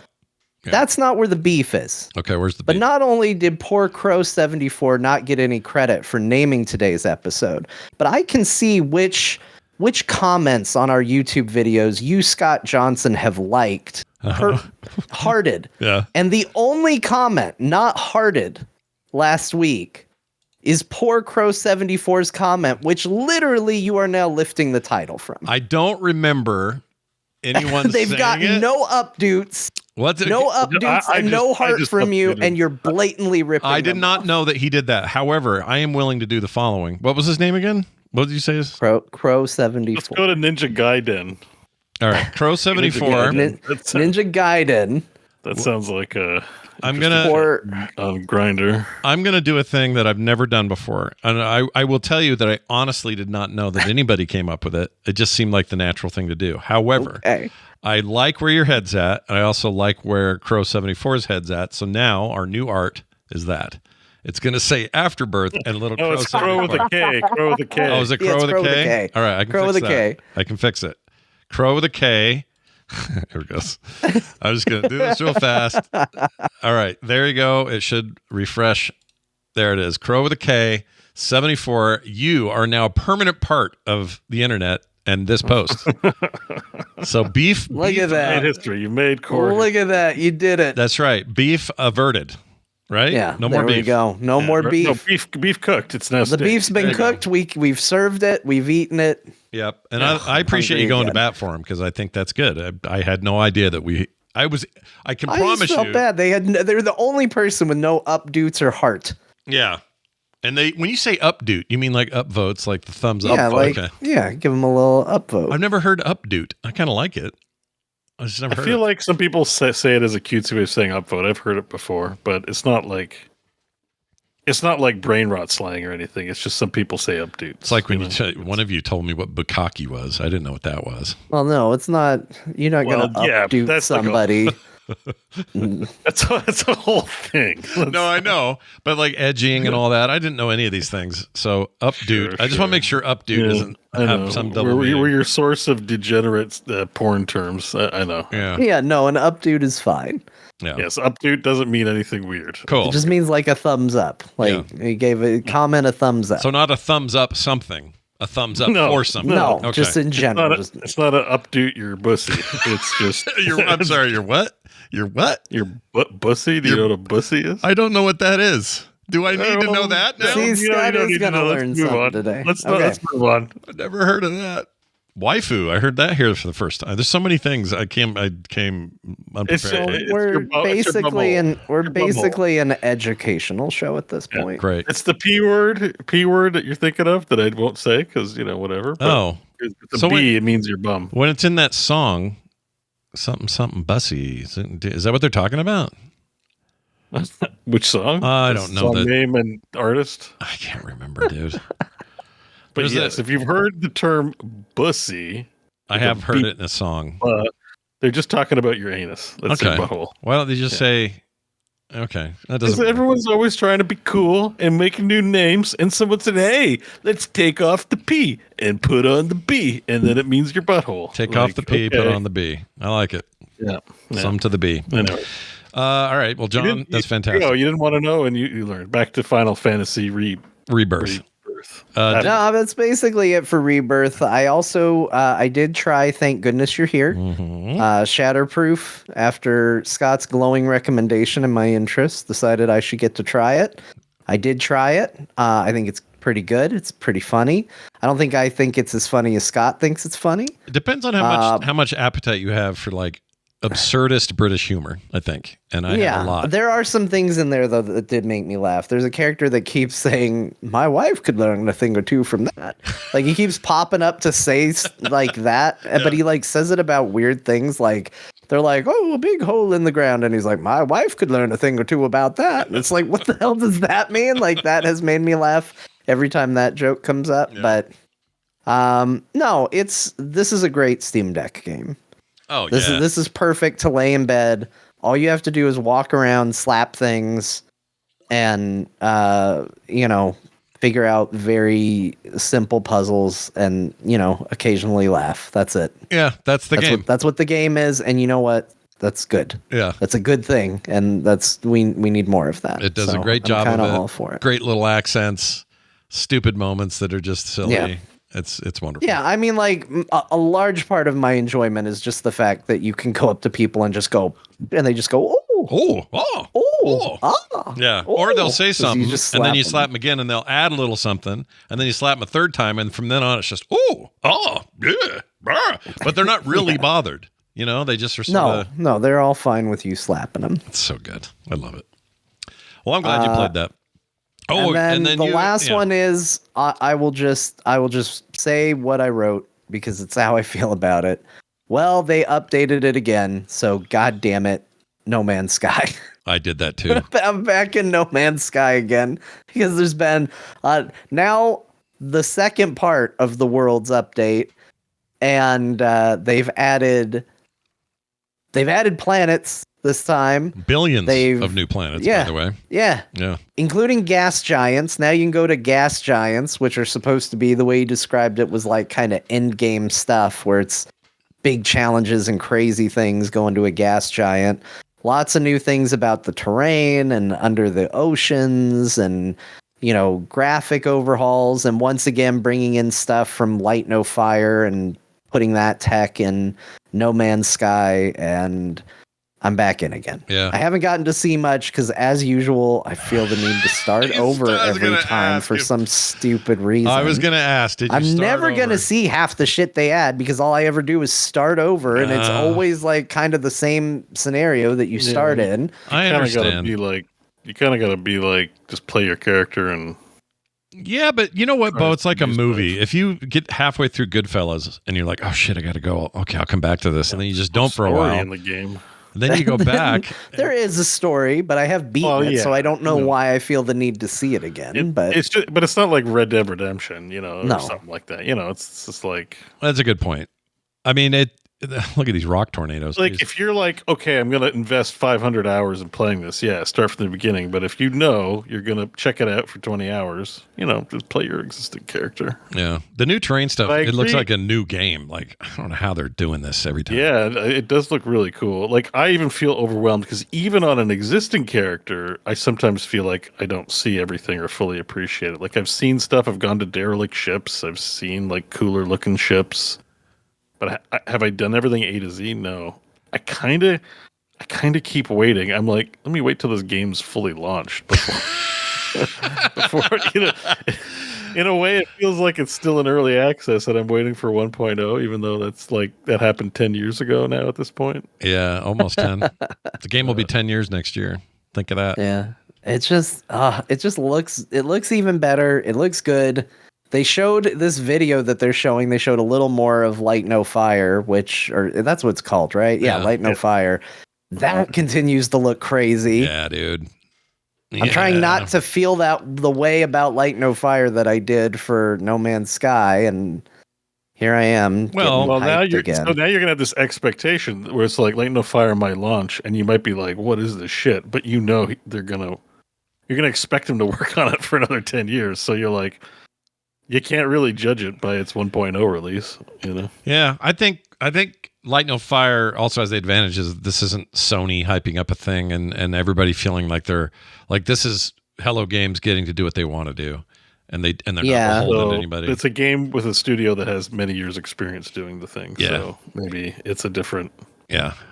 They were probably new problems to solve, and now a lot of stuff they have their approach to the next game is like, well, we figured this out already, so we know, we have a more firmly in hand approach. Also, that I think it's just one planet. Yeah. So it is massive, though. But massive, which I love, like an actual planet-sized planet, and I just wonder how. I don't know. I'm very curious to see what they're I'm really stoked about it because these guys. I just want every developer to be like Hello Games. Can they all just be this? This is the culture. This is what you need to distill down and sell it. StarCraft 6 by now, if this were the case. Yeah, I just love these guys. So yeah, I got real excited. Installed it. I didn't hit play yet, but I saw the video and went, oh shit. And I knew one of you would have played it by today. It's always me. And I had uninstalled it again every time it happens. 1 year, Steam is going to include in their like end of year, like game you've most frequently uninstalled and reinstalled. Yeah. And I'm telling you, No Man's Sky is going to be the top of the list for me. I cannot tell you how many times I've been like, all right, I think I'm done. I don't think I'm going to play this. I need the space. Yeah. Well, they put out another free update and it looks real good. Okay. Yeah, and the longer, the more often this happens, the better, because the game's only 17 gigabytes, and now we're worried about putting 150 gigabyte games on our drives. So if anything, it's quickly becoming the small game I just keep on things now. Yeah, because that's it's true. not really that big anymore. I also played it on Steam Deck. It was good, but man, it seems like it kills battery life pretty quick. It does. It eats through your battery. Because I was at like 95% when I turned it on. Yeah. I started running around, and like after I had launched it twice, I was down at like 80%. I was like, what happened? Yeah, if you're getting cold, it's perfect because the little fan will warm you up. There's so much heat coming out of that thing. But it does. I mean, it runs really well on there. It's like a good experience. But I would recommend that one being plugged in, or just know that you're going to get about an hour and a half out of it. And that's it. Whereas UFO 50, I seriously could play for days. I actually kind of like it about the device. It's capable of this stuff, but if you really need it to last and you're on a 12-hour flight to Japan, UFO 50, baby. Just play that. Heck yeah. 50 games for the price of one. All right. That's awesome. Can't wait to get in there again. I will be doing that later tonight. Let's move on to Beau. Beau. Hi. V-Rising continues to be... Oh, you've almost beat the campaign, I see here. That's impressive. Let's hear more about that. I beat the campaign? What? It says you've almost beat it in your notes. Oh, almost. Yeah, I'm through it. So my week has been nothing but V-Rising for the most part. I kind of thought it was going to be a game I played a little bit. You're showing Baldur's Gate 3 right now. Oh, this is the link you have. Oh, Did you switch them? My mistake. Sorry. Oh, no, it's fine. I was like, oh my gosh, it gets complicated. Jump later in the same mod. Sorry, it meant to be. It's in the same mod. Jump to like 4 hours or something. Gotcha. 5 hours. There's Beau's face. Yeah. There it is. There you go. So V-Rising, like I definitely was like getting hooked last week when I was talking about it, but it was early and I was like basically I saw the stuff I saw in early access. I am now fully at like end game. I've seen all the new zones they've added. This game is sick. It's so good. There's this whole like a place called Gloomrot where they have like tech. They have these like big coil electric guns and flamethrowers and shit. And like they have these giant robots you got to beat down. I don't know if there's any in this. If you skip ahead, this is like that's pretty old world content. So there's nothing really exciting on that one. But there's this area. That is just like lightning bolts rain down from the sky and you got to dodge them and it's super cool. The realm of Mortium is also awesome because it's full of Draculan, like vampire dudes. And even during the daytime, it still has cloud cover. So you can just permanently go there and do these rift incursions that come up and you got to kill bosses again to get Stygian shards to upgrade your gear. It's good. It's so good. I'm so addicted. I've like done nothing but play this game. When I'm not playing it, I'm like, I really need to log into V-Rising and play some more. I just love the way they handled combat. I was a big fan back in the day, and it's only gotten better. You can get the Castlevania whip. And how is that? Dual pistols. Is the whip fun? Is it easy to get? The whip is awesome. It's not my favorite. My favorite is dual pistols. You go, and then you've got this little barrel roll thing and shoot a shot that explodes. Like it's all very crisp and feels very good. There's also a great sword in addition to a regular sword, and the great sword acts like a sort of this heavy, hefty thing that just feels really strong but slow. I love it. So they've added some new weapons in it. There's new progression steps, new bosses. The new zones are like killer. Like Mortium and Gloomrot are basically the new zones, and they're both like fantastic areas. Still fast travel limited, like you can't just teleport around, right? So, well, you can set up your server rules however you want. One of the things I did at a certain point, because I have lots of games to do and I don't want this game to take forever for me to play, is I set my server rules to allow me to take items through the portals. Right. I played for quite a while the other way, but it was just like, this is going to take me a long time. I also adjusted, so you can get vampire spawn. You can get servants to go out and collect things from areas you've like mastered. I increased their collection rate. I just buffed that up because it's all just a question of time. There's no real skill involved in that, and it's not like I'm playing on a server with other people where rules need to be fair for balance. It's just a single player playthrough. Right. So it's just, do you want this campaign to take more time or less time, like for no reason? So I did some time-saving conveniences on server rules, and that's helped quite a bit. But even with that, I think I've probably got another 100 hours on this playthrough, or maybe not 100, but I'm up to quite a bit, maybe 60, something like that. It's just really fun. The controls are so good. Like, it's pretty much probably like how Path of Exile's 2 playing, if you're using the WASD controls, I have to imagine. But, the gear doesn't really scale in the crazy way that an ARPG does. It's like you get more powerful and the stuff gets easier to kill, but then there's tougher stuff, but it's like paced out properly. It's just, so you see that I'm dual wielding the guns there. And there's a new school of spells. So all in all, there's more spells. So it's like 6 times 5 is 30 abilities. There's 3 tiers of passives. So you get up to 18 passives that you're working towards. There is, of course, 10 ultimate abilities, and you have a limited amount of what you can put on your bar, but you can always swap things out and try them. But like, I've gone really full, like whatever the green magic is. It's like summoning magic, like necromancy. I was going to ask if that's like a poison build or what you're using there. But it's necromancy. So like, it's kind of poisony. Like condemn is an area of effect damage, and then I summon a death knight. That's like an add. And then the big one is summoning a big spider. But pinnacle content, if you get a soul shard, you can replace your ultimate with an even better ultimate. So there's actually 5 more ultimates in the game. But I haven't defeated any end game bosses yet. I'm pretty much there. The only non-end game boss who's also meant to be like really high level is Simon Belmont. I've tried to kill Simon a couple times now. He's got all the Castlevania moves. He's got the cross and like the daggers he throws, and he has the whip, and he hits like a truck. He's so hard to defeat. Is it well implemented, or does it feel like a gimmick that he's in there? Well, no.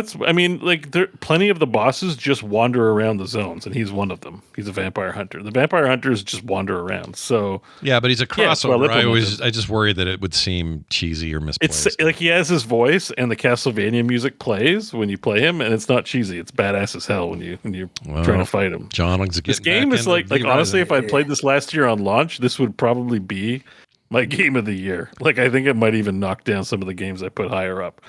This is a fantastic freaking video game. I love the theme and the controls. It's like my favorite. Oh, it's so good to hear that they nailed the 1.0. I mean, I played a bit after it hit and then just got busy, but it's just I didn't have much to say last week because it was stuff I had already seen, and I had already played. I think I had already had 100 hours of playtime in the game in early access. So I'm glad I finally booted it up and gave it the time of day, because this is like my favorite thing I've played. Like, it's just aces to me. It's so good. And Jacob Clatter is asking, does it feel good solo? Yes, you can play solo just fine. Of course, it'd be fun to play with friends, and actually, I think we'll be doing this for multiplayer Sundays. So but you're gonna have Crofton trying to. That's fine. I like the sun. He'll say, I like the sun. He'll say, and he'll go out in the sun and die and go, no. It's the chores. It's like, we're all going to have good gear. And we're like, hey, you have to craft your gear. And he's like, oh man, I got to make something. I listen to that whole, you can just take it from your castle. You're going to have to fortify your castle. Yeah. Yeah. I mean, the thing is, we're going to probably play sticky finger guests coming into your castle. Yeah. We're going to play with that in mind. Like, probably what it is going to be me and Mike, who are the natural like builders, or we'll probably be building and supporting the suckier players. But that's okay. We're all friends, so just keep a track of who sucks. He'll be out there going, I wonder if this wolf. Well, if you're vampires, you should all suck. That's true. Yeah. That's great. That's we're going to be playing that, so I'm going to get the multiplayer feeling for it. But like, playing solo is just as viable and good. And it's funny. Someone dropped in while I was playing live to be like, "Oh, what are the PvP rules?" And I'm like, "I'm not playing PvP." So I think there's a whole scene of people who do play this game PvP. It's got a very strong PvP like rule set and functionality. Completely optional though, but like, it is designed for like a 40 person player servers. Like a 40 player server is possible. Clan limits is 4. So you could have 10 clans competing it out, on the map for whatever, if that's your idea of fun. So makes sense though that the multiplayer or the PvP would be good, because these are the battle right people, and this whole system stuff is kind of a MOBA. They've really taken like their knowledge on how to make like a very fun MOBA and like apply it to a game. I just can't wait till they make like an actual like ARPG at this point, like with the same. What I like about the ARPG action in this game is it feels chunky. Like it's like maybe Hades is the way to describe it. Like, you get like a dash ability, you get like pretty good abilities on high cooldown. And so it doesn't feel like a spam fest, like an actual ARPG is usually like you power up one ability and then you just clear screens. So you never get that powerful. It just feels more like playing a MOBA, like honestly, like a single player MOBA. And they've done a fantastic job. And like I'd love to see a developer take like the MOBA pace, the pace of a MOBA instead of a pace of like a Diablo or Path of Exile, and turn that into an action RPG. But this is as close as you can get to that kind of feeling. Even in this world would be cool, right? Stay in the vampire world, make an ARPG. Yeah, it's one of the most surprising mixes. It's like most survival games, you're either homeless or you're a Viking. And in this game, you're homeless actually Viking. Yeah, you're some variation of like homeless or a Viking, or barbarian maybe in Conan Exile. But you're a naked person and you got to build things. This game is like you are naked, but it's like it's just a vampire and it's all vampire themed. And I just love some of the mechanic, like the blood quality mechanics is awesome. I'm constantly hunting for humans that have 100% quality, so I can send them to my prison and use them as a fountain of blood to tap at any time. And I'm even so safe from vampires. My blood quality's got to be awful. Oh, mine's shit. Yeah, it feels bad when you get a 3% like warrior. You're like, oh man.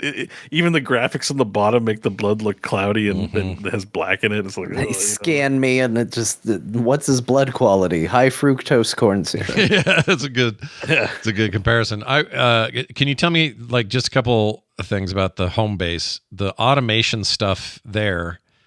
How automated can you get in the final version of this game? Well, remember, it's not automated. It's just that there's factory devices, right? So you taught, like, for a sawmill, for example, you cut down a bunch of wood, throw the lumber in the sawmill, and it'll take time for it to process it. So you're still doing that. You still got to go there, you don't have little minions doing it for you now, or in late game, or anything like that. No, but you don't need that because like you basically just put it in the machine and you come back later when it's done. Like it doesn't involve you playing at it, which sometimes you do need to do that stuff in some of these games. Yeah.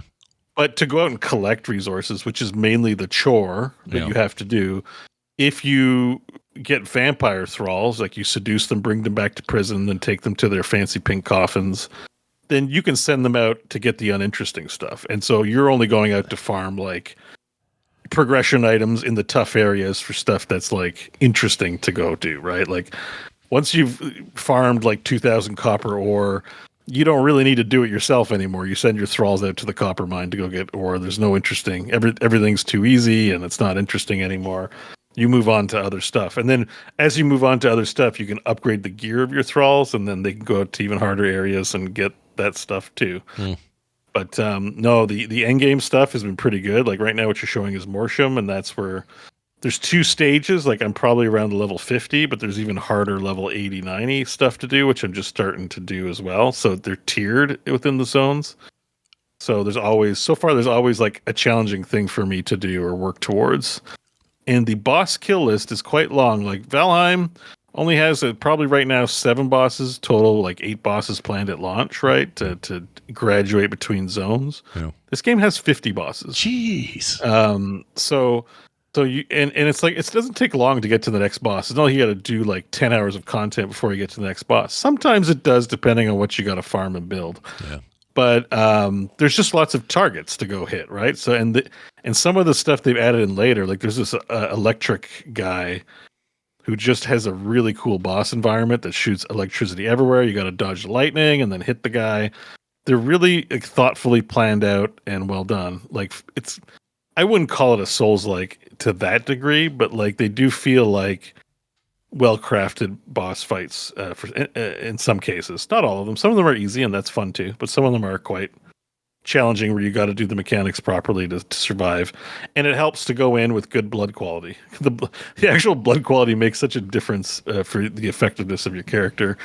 So, getting prepped for the fight is a big part of the fun too. Nice. Well, great game. I'm like having so much fun with it. A little bit of bad timing in that I sincerely did want to start Rebirth, but I need to get this out of my system. So I got 5 more bosses left basically, and then I'll be done the game, and then I'll switch it to multiplayer Sundays, and hopefully we'll get to some Afterbirth. Nice. Fantastic. And once again, credit to who did our Afterbirth thing. Crow Crow 74. Just want to make sure we mention it each time it gets used. Each and every time. Yeah. Or, we're facing legal action. That's right. All right. Well, that's what we played. We're going to take a break. When we come back. Oh, wait, one sec. We got one more. Oh. I got one more. It's a big deal. I'm sorry. Baldur's Gate 3 multiplayer campaign finished. What? After a year and a half of playing multiplayer Baldur's Gate for 2 to 3 hours because 2 of our players have to go to bed at 10 and Crofton refuses to start after 8:30 for no reason. We are finally done with the campaign. And the ending was pretty much along the lines of what me and John experienced. So there isn't anything new to share with John in that regard, because we could talk about the interesting endings of what happened.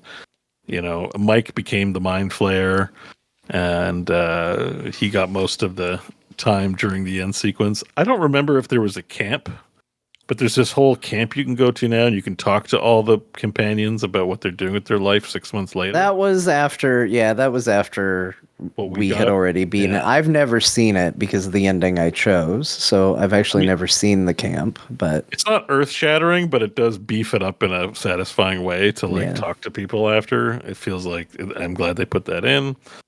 I of course got the ending with Karlach where I went to hell with her to go fight. But hell yeah. Yeah, dude. Karlach. And that was it. We're finally done. They had a great time. I'm honestly kind of glad it's over with. I loved playing the game on Sundays, but a year and a half is a long time, man. It's quite a long time to play the game, so I'm ready to move on to the next thing. Wow. I mean, that's a lot of Crofton doing dumb shit. Yeah, no, really, it's. I should get an award for how much patience I've had. Special achievement unlocked. All right, nicely done. All right, now we're going to take a break. When we come back, Dear Martha game show. What? Yeah, that's right. We're doing something a little different today. So come back for that. We also have some emails, probably not nearly as many as we thought we were going to read, but we have a few that we'll get to and do a little Q&A today. All right. Some of these are really interesting too. So we will check that out. That'll be right after this break. So stay tuned. Of the show, I guess is what it would be. Yeah. The short Q&A show. The short Q&A show that we're doing. All right. Yeah. Excellent. We're back. Hey, everybody. Thanks for hanging in there. We're going to do some fun Dear Martha business. It's not the same stuff, though, as usual. All right. No hard modes. No torturous owl out there poking us with anything. It's John's got an idea here, and he's going to tell me all about it because I don't know what you're doing. So tell me, I guess. Yeah. Welcome to the Dear Martha game show, everybody. Today we are going to be playing Guess the Game. Pretty simple premise. Let me explain the rules. You, Scott Johnson, you, Beau Schwartz, you are the contestants on this game show. Here's how it's going to go. I'm going to read a negative review Dear Martha letter that does a bad job of describing a video game. Okay. You need to guess which video game this letter is about based on your interpretation of the letter. I love it. Now, because this week's is kind of tough, I'm going to allow you to pick from choices, all of which are Video Game Award Game of the Year nominees.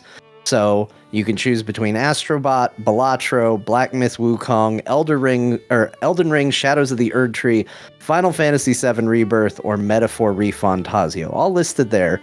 So keep those games in mind as you hear the letter. Okay. And whenever you're ready, I will read the Dear Martha letter that describes the game you must guess. All right, Beau, does that make sense? You good? I think so. All right, we're going to start it with this. Take it away. My dearest Martha, I'm writing you urgently to say don't believe the hype.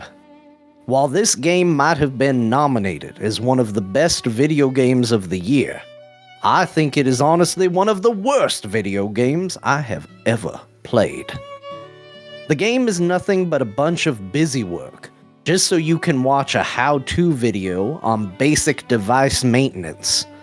Well, let me tell you, Martha, if you listen to them, you're going to be out several $100s and have a broken chainsaw when you're done. 0 out of 5 stars.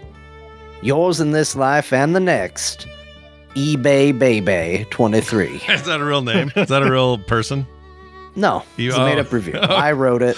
Okay. eBay, baby. eBay, baby. That's pretty good. eBay, baby, 23. Okay. I'm trying not to take too much hint from the chainsaw reference. Yeah, the chainsaw. I mean, that's where the hints are. So that's the part of the letter you got. You got to pick from the list, right? Yeah, it's one of these. Your choices are A. Astrobot, B. Balatro, C. Black Myth Wukong, D. Elden Ring Shadows of the Erd Tree, E. Final Fantasy VII Rebirth, or F. Metaphor Refantasio. Can you do me a favor and write below? Lest you overthink this. Yeah. If you're trying to think how did John list these, they're in alphabetical order based on the Game Awards website. Okay. So if you're trying to think he probably picked C, so his answer's hidden in the middle there somewhere. Just so you know, it's alphabetical. Okay. These are Steam reviews, and Astrobot is not on Steam, right? No, these aren't Steam reviews. I wrote this review. Yeah. Oh. Yeah, it's a made-up review. It's a made-up review. So in line 60, style of Steam in 64, line 64, John, can you paste the stuff you read just so I have a visual reference for a couple of words in there? Or is Sure. that not allowed? Sure. Let me do that for you. All right. Hold on. I didn't want you to see it early. You're right. So But now that we've heard it. Now that you've heard it, this is a great suggestion. Okay. This will help determine future versions of this. So we've got a broken chainsaw when you're done after you spent several $100s. There's also a how-to video on basic maintenance, device maintenance. Holy shit. I really don't know. So I'm going to... My guess is going to be... Mine's going to be Elden Ring, D. Shadow of the Erd Tree. I'm going with the Metaphor Refantasio, F. All right. All right. Maybe there's a chainsaw in that game. You guys are both locking it in. Scott, you said D, Elden Ring, Shadows of the Erd Tree. Yeah. Beau, you said F, Metaphor Refantasio. You are both incorrect. That is not the correct answer this time. The correct answer was A, Astrobot, referencing the fact that in all the stages, your ultimate goal is to find parts for a PlayStation 5, which you must then reassemble, including one mode where you break the cooling unit out of a block of ice with a chainsaw before sticking it into the PlayStation 5. Crap. You know what I also threw me, and I know this is part of your plan, but it threw me that John's played all of these games, except, or at least I thought, Astrobot. Does that mean you played some Astrobot? I've watched some Astrobot. All right. Watched some ass. That helped. Be careful where I put pauses in sentences. That helped throw me because I thought, oh, well, he hasn't done Astrobot, so it couldn't be Astrobot. So that's a mistake I'm going to have to remember next time to not. Yeah, I'll trick you. These are fun. I like that. That was great. Yeah, I thought this was a good way to do it. If you guys had fun, maybe we do a couple of these. Yeah, I wouldn't mind more of these. They're fun. If you enjoyed it at home, let us know in the comments so I know that this was a fun one for you. Yeah. I'm just sad I didn't get the wrong answer. I thought maybe it'd be Astrobot, but I went against my better instincts. Yeah, I don't know. I was trying to think. I've played enough maybe I haven't played enough Metaphor to ever know if there was a freaking chainsaw involved. A chainsaw? Yeah, I know. But the game does have a mix of technology. Not quite Final Fantasy VII level, but like there's a mix of tech and fantasy in that game a little bit. So I thought maybe that was it. After John explained it, I realized how stupid my guess was. Well, awesome. By the way, just while it's happening, a big thanks goes to Daniel McDonald, who just gifted 20 memberships to the chat. That is an insane thing. So nicely done. Thank you, dude. It's really nice of you. Congratulations. Good job to everybody who got a membership. Yeah, good job, everyone, with your memberships. Don't forget to present your card at the door. All right, that's going to do it for that. Let's move on now to some of these messages that we got from people. And let's see. I have a way to introduce those. That's a good question. Let's start with this one. Actually, I wanted to give him a shout out, but we're not going to use it. Eric Vay in Jersey City asked about the No Man's Sky update. I just wanted you to know, Eric, it did make it in here, but because we already talked about it, we sort of answered your question. He just wanted to know. Yeah, we got it. We were going to answer it, but we answered it before we got to That's you. right.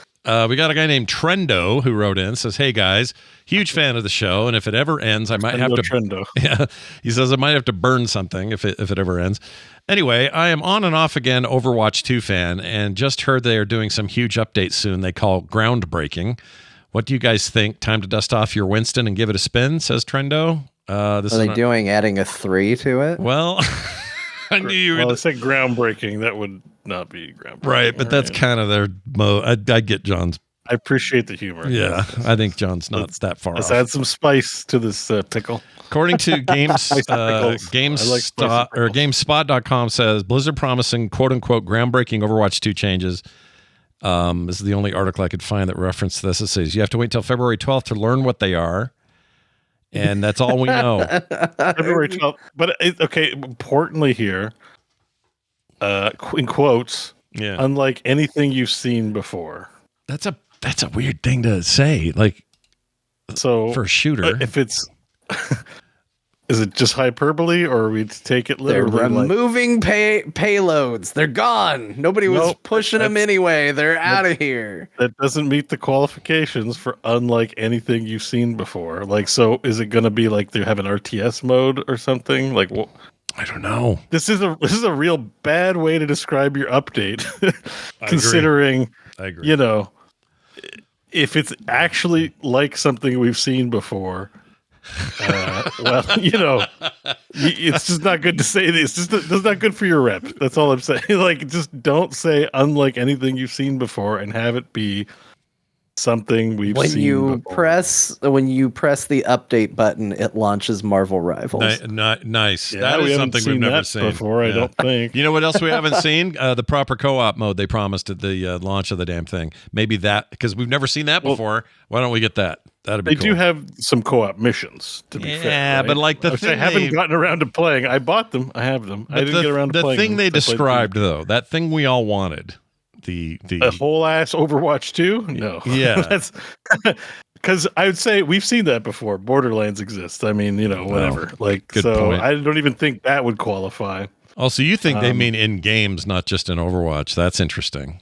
So it could be something like, yeah, groundbreaking changes unlike anything you've seen before. So I assume it's for the PvP mode, but it's something we haven't seen in PvP before. So it's actually hard to like, you know, just invent something. Like, what could it be? It's like, well, you'd also have to invent something if we're taking what they're saying literally. But I mean, why wouldn't we? If you're promising that, like, couldn't you just say we've got exciting stuff coming?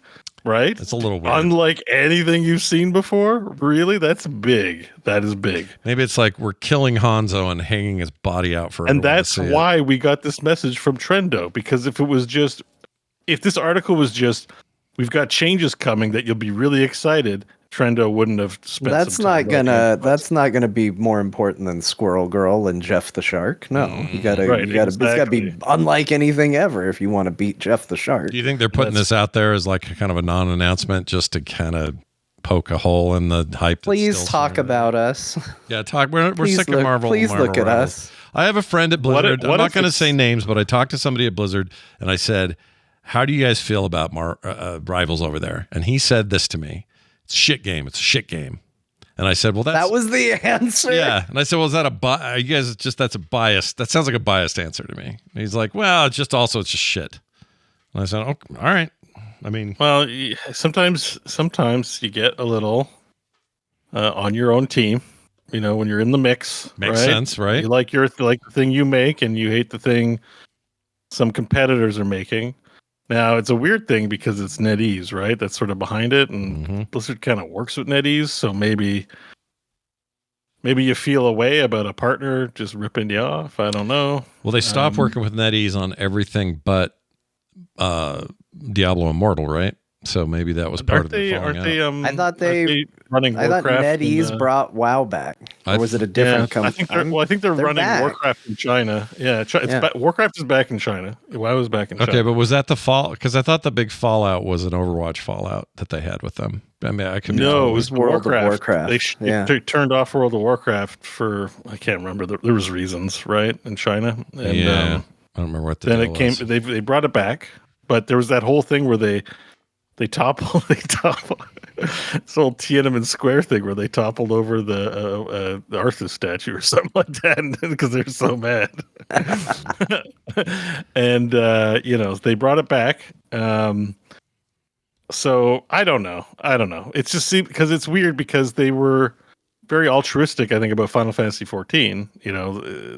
The word around the campfire when Final Fantasy XIV was having its moment was that a lot of WoW devs were also enjoying the game very much, and it was like it wasn't just this is also one person's opinion, right? Like, oh yeah, like I didn't ask the team I didn't talk to Blizzard brass or anything. It was just somebody at Blizzard.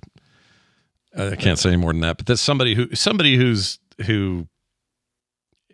everyone's entitled to their opinion. Yeah. And like, I wouldn't disagree. I think Rivals is fun, but yeah, I don't think it stands on the same perch. Oh, we talked about that too, right? Like I also think like that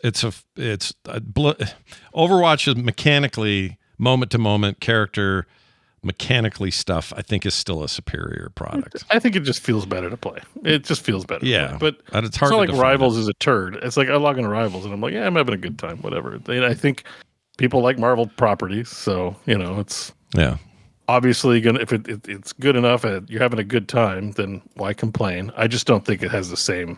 It'd be funny if the announcement is a Marvel crossover like they do with Overwatch or with Fortnite. That'd be weird. Yeah, that'd be definitely unexpected, right? Like, I wouldn't see that coming.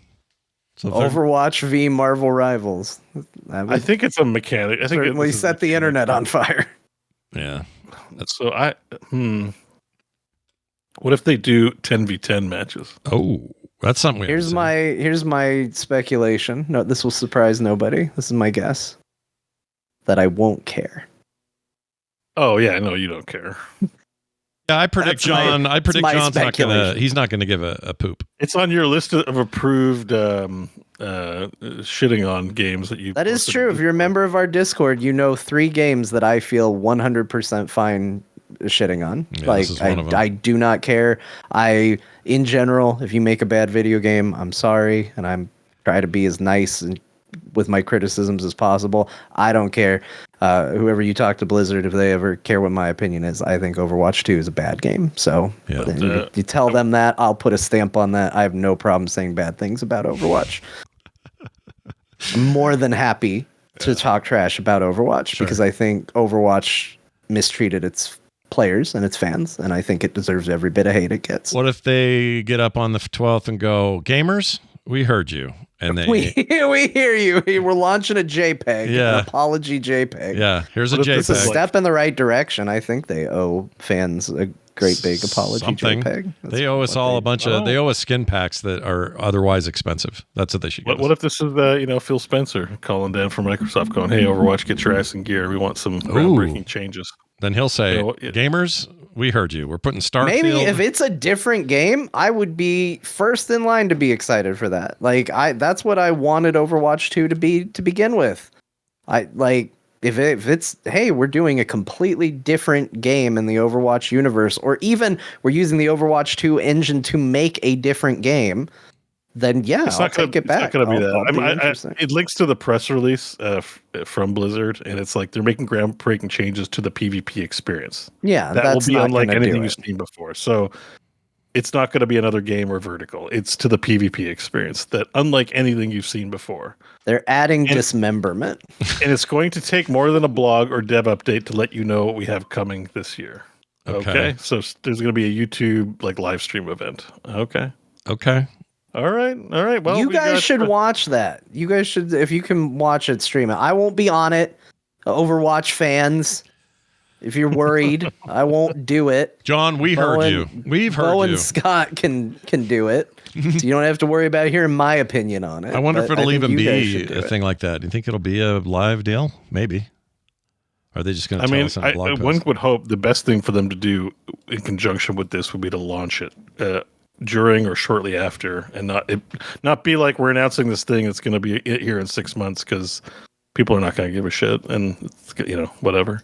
What depresses me is that their new character introductions are just not what they used to be. Like it's a lot of like, Yeah. It's really about, not only are we looking at incredible changes to how the game is played, but you get a glance at new heroes, maps, see more content. So it's something to do with PvP. probably Mechanics. I would agree. We're getting new skins, heroes, whatever, normal shit. Not groundbreaking. That's a given. But they're doing something. You don't think they're just going They're to saying it's incredible, and who knows? Like we're going to find out how we react to it. because they already said they're honestly, moving, it's got my curiosity going now that we've talked about it. For they're 20 bringing back minutes. 6v6 as a playable mode. It's not going to just be that, is it? They're not going to talk about that more. That would suck. I don't know. Maybe they're going the Paragon route, and they'll be creep to push down lanes and stuff. Oh, could Maybe be. we'll step closer to MOBA, but That would we've be seen before. very so weird. I'm Yeah. taking quite literally. I'm like, well, this is something we've seen before, so no. But Deadlock is quite popular, so maybe it's something in the Deadlock vein where we'll be creeps. I don't know. Or mission or map objectives. Could be that. Maybe there'll be PvE in your PvP. Oh, and there'll shit. be map objectives to accomplish with your characters. What if Maybe it's they'll introduce level ups. Maybe they'll just get experience and level up over the course of the match or something like what that. if it's a spin out game? It's a XCOM style 3/4 view, just like XCOM really, and it's a tactical RPG. John, would you be in? Yeah, I told you if it's a different game, yes. What if it's tower defense?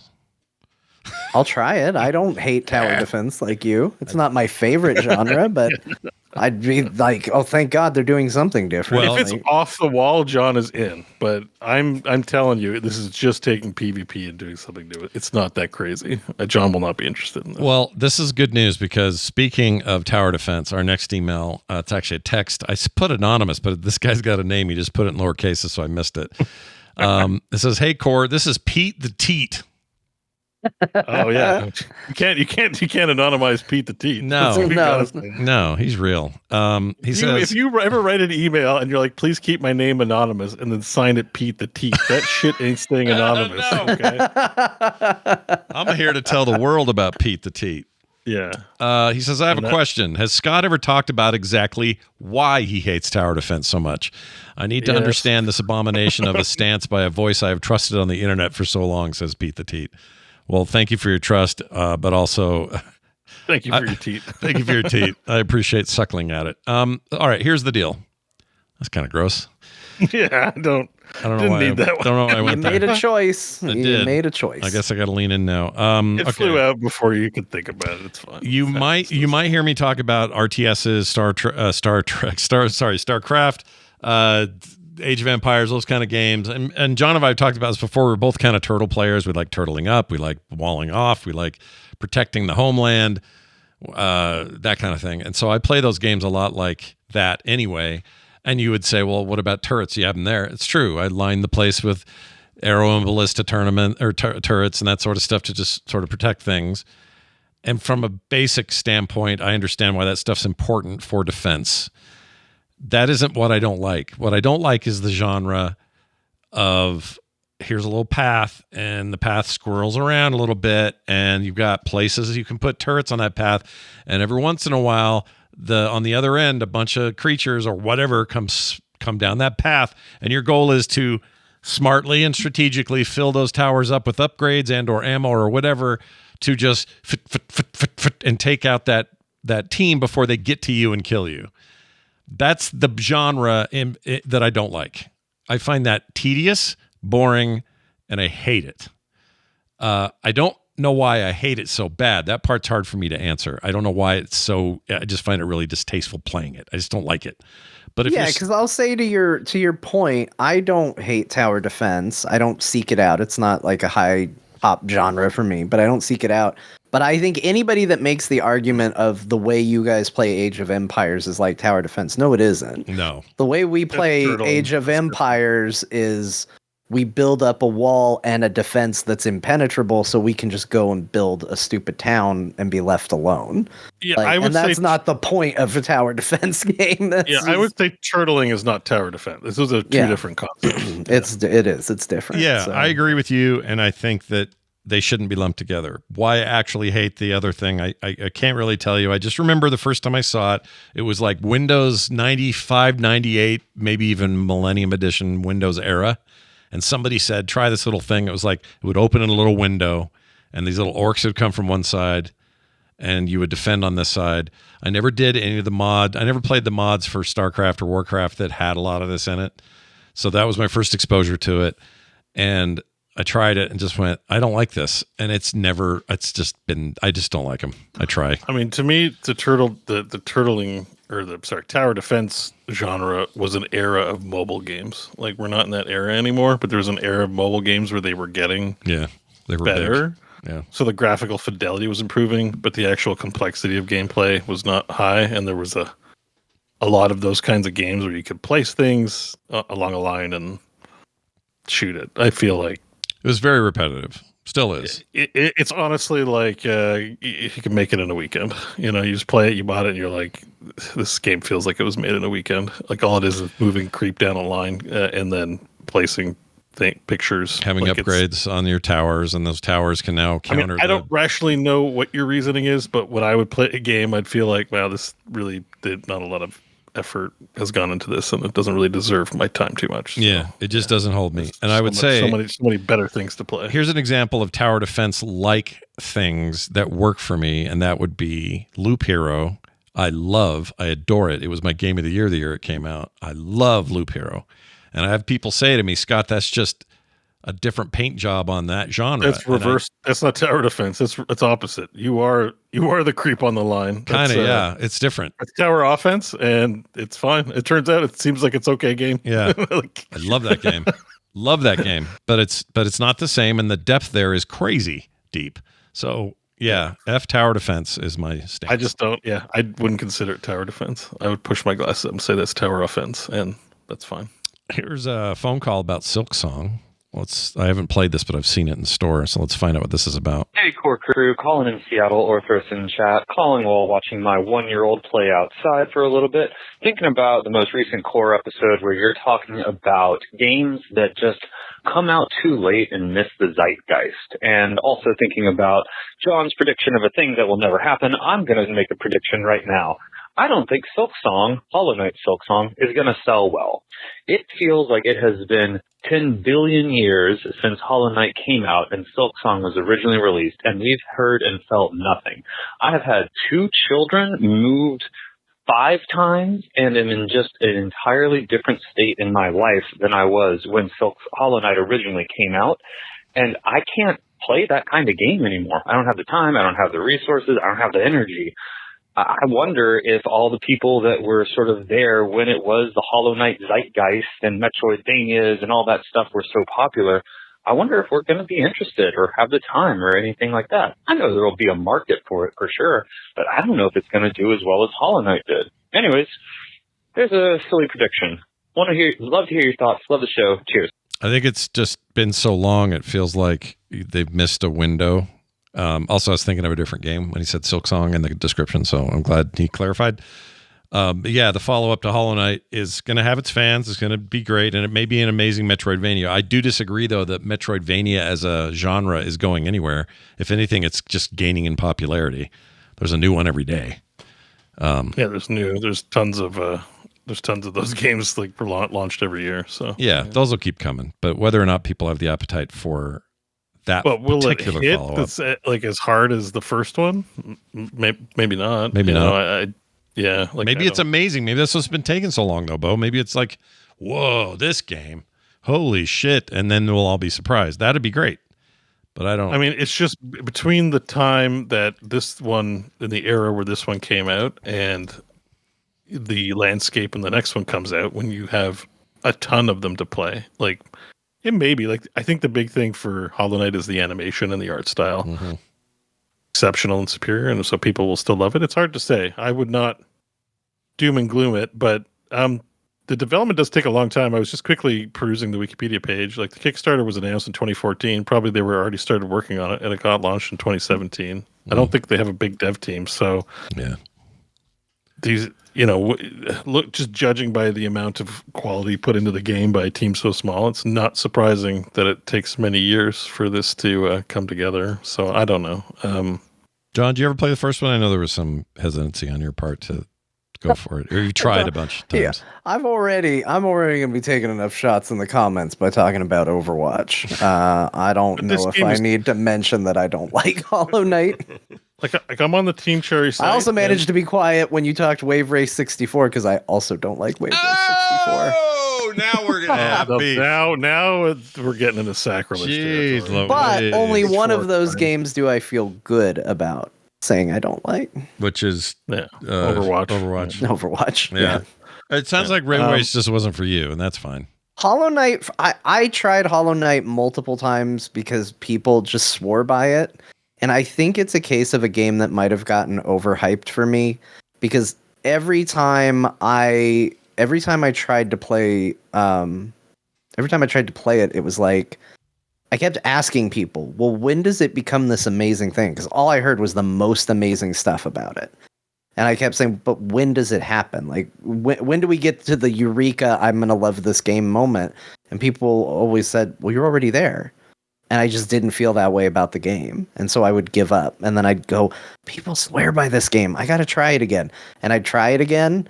And I just couldn't find it. I couldn't get into it. I don't know if it's just the art doesn't work for me or what the deal is. I've never been able to get into it. I'm not opposed to it. Like, I've tried multiple times. I don't have any real issue with it.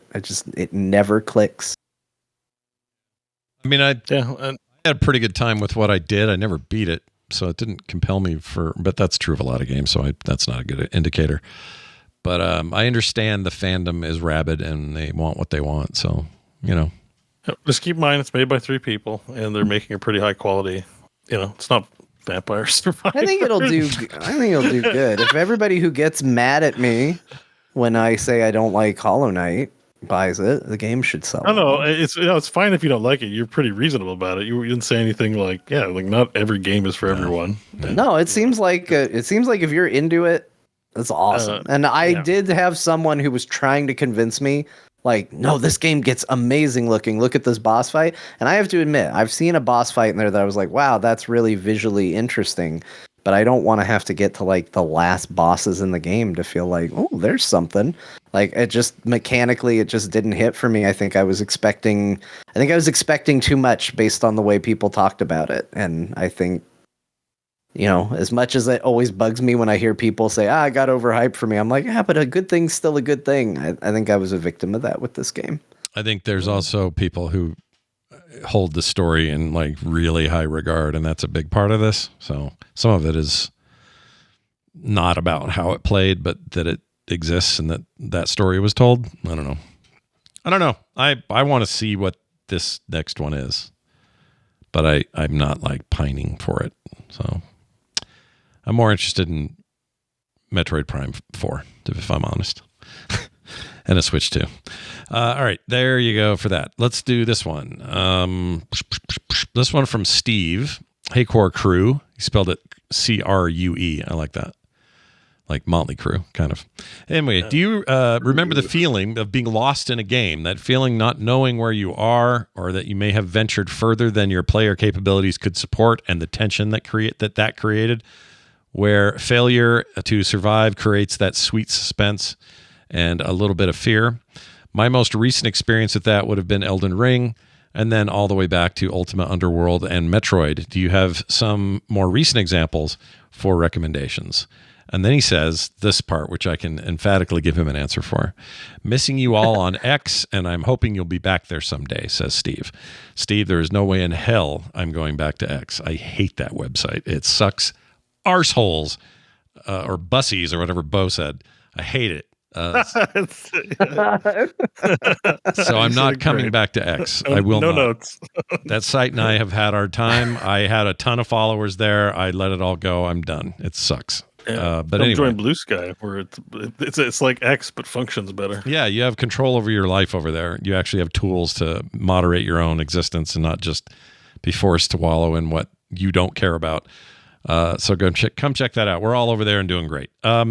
let's go to the games though. I don't know if I have a good answer for this. Probably. I have Go ahead. like I think for one, Steve absolutely nailed it on.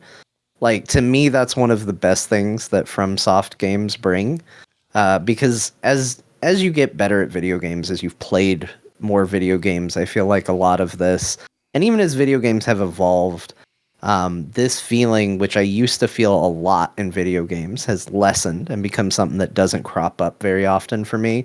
Because when I think of this, the pinnacle of this for me was EverQuest. Like, EverQuest, going out, getting to a zone where everything you looked at was dangerous and going to kill you and aggressive, and you're like, oh, I can't fight any of this stuff. I don't know where I am. There's no in-game map. Like, I'm doing the best I can. Like, I still remember running from either Freeport to, I think it was Kinos to Freeport, which were two cities on the opposite ends of the continent. And I was basically leveled for the area right out in front of the city. And you have to go through some crazy high-level areas. There's no maps in that game. And so I'm talking to my guild saying, like, how do I get to Freeport? And they're saying, okay, go, once you leave the city, go to the right till you hit the river, follow the river, then you're going to go across this bridge, then you're going to follow the path. And then they're like, okay, if you go into this zone at night, don't go. Just wait until daytime because you don't want to be in there at night. And then here's the path order. You're going to go left, then you're going to go right, then you go left. And you're running through this friggin' forest, scared of everything around you. Like, where am I? What am I doing? Listening to somebody's advice on how to get there. Like, it's an incredible feeling. I haven't felt like that in a video game in a long time. But the thing that gets me the closest to that is playing FromSoft games, because that is a series where they don't give you a lot of direction. You do stumble into areas where it's like, should I be here? Am I terribly not prepared for what I'm about to face? And sometimes it feels that way, even if it's not true. I think you really nailed it with those guesses. I don't know that I have a better answer than those for that exact reason. Sure. I'd say for me, it was Skyrim, like the most recent. Skyrim was pretty good about that kind of stuff. Like, yeah, you had a world map, but the terrain was not well expressed, and you could get into these random ass dungeons that were, some of them are quite long, like the Dwemer, like, ruins underneath the Undermountain. So there's this, like, a dungeon, and there's a dungeon under the dungeon, or not dungeon, but just these large cavernous spaces where you dig down really, really deep, and it just, you remember there's this whole game world up above, but I'm like so deep down. Like, will I ever see daylight again? Like, there's been a number of times where I've felt really lost in Skyrim, and I don't think a game's really replicated it since Skyrim. Yes, for me, I think the answer is Skyrim. Also, that feeling, Fallout maybe to some extent, but just this feeling that it's you against the world, and you're kind of helpless and out in the middle of nowhere. That's a hard thing to nail, because if you don't get that right, it's tedious and annoying, and you're like, well, I don't have time for this. Like, I need to know what I'm supposed to be doing in a game. But for some reason, some games and teams know how to work that. And I think all of these examples have been pretty solid. Probably pretty hard for all three of us to get lost in a game, because I feel like there's just general gamer skills you have from a lifetime of gaming. And one of them is having pretty good top-down map to real-world translations. Like, even in real life, I find myself, I have like a mini map in my of like where I'm going a lot of times. Like I'm not tracking it with like photographic memory or anything, but I am thinking in those dimensions. Like, that dimensionality is part of my thought process when I think about like north, south, west, east, and where things would look at. What would this look like if it was a video game map in like GTA or something? And so, yeah, it's very challenging, I think, for me to get lost. Of course, in a forest, you'd definitely get lost without a compass. But like, in livable human city societies or villages and stuff, it's like very difficult to get disoriented. And just games in general are like that for me too, where you make note of landmarks and where you're going. So a game has to put in a lot of effort to get even the most talented like cartographers lost, and Skyrim I think was one of them for me for sure. Yeah, I agree with that. Let us know at home what your favorite places to get lost in a game are. Where do you like to be lost? Because a lot of times you don't want to be lost. But this time we're asking if you do. Send them in and let us know. It's going to do it for today's questions and today's show. Patreon.com/core show is the place to support us. And if you haven't already, you might want to, because now you got the likes of Dan Todd, guy with 2 first names, and Ed Perez. They're both in there. Why are they in there? Oh, I got a little thumbs up bubble. Did you guys see that? Look at that. Oh, what happened? Watch. You did your Oh, you thumbs did up. your thing.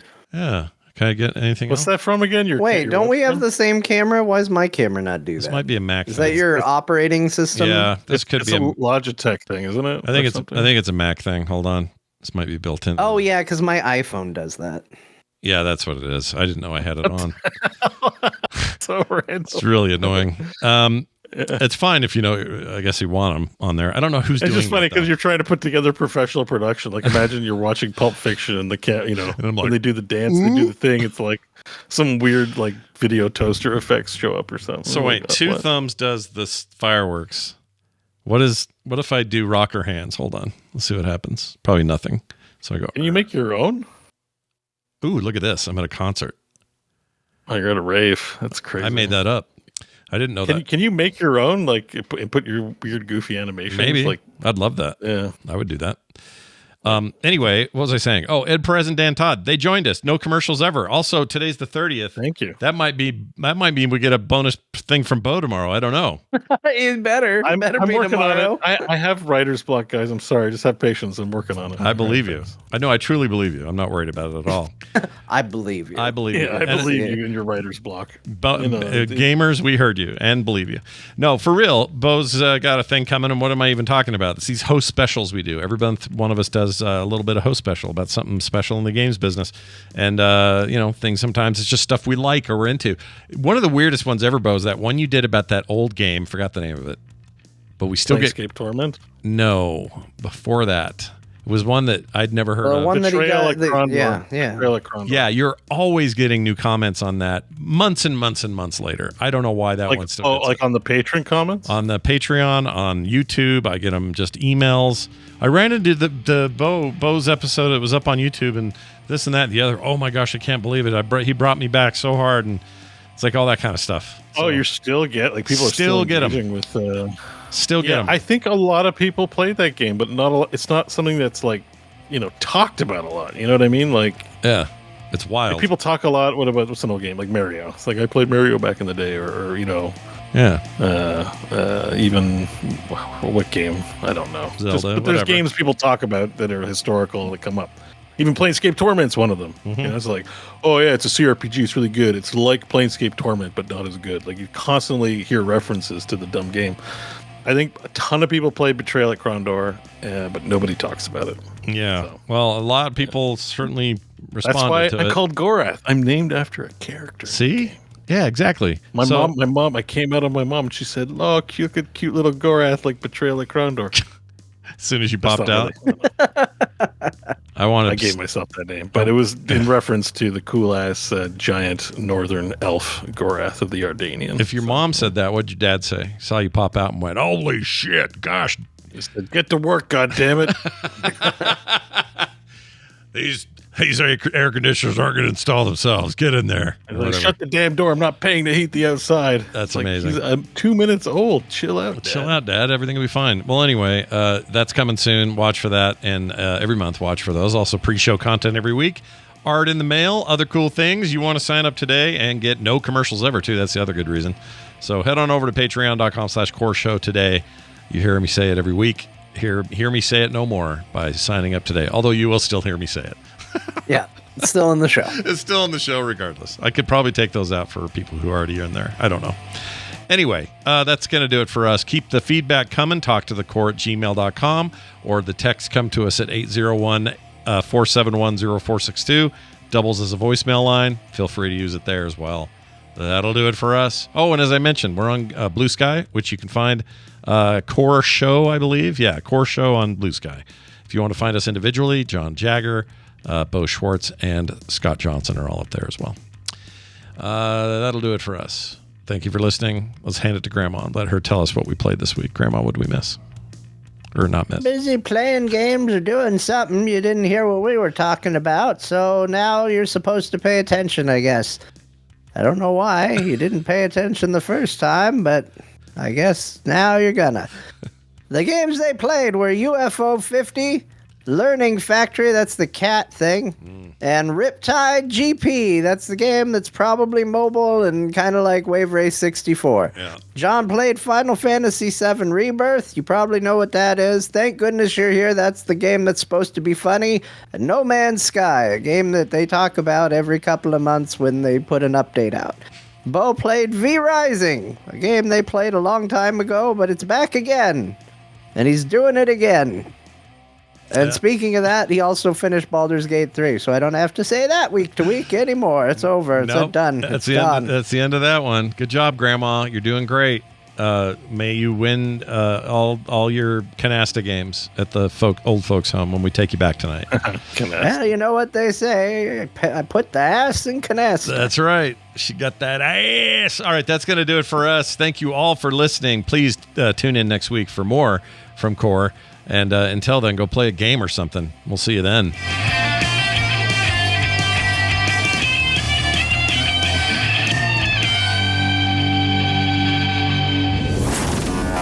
Frog in pants. How's that for a visual? Find more amazing at frogpants.com. It's said to have magical powers.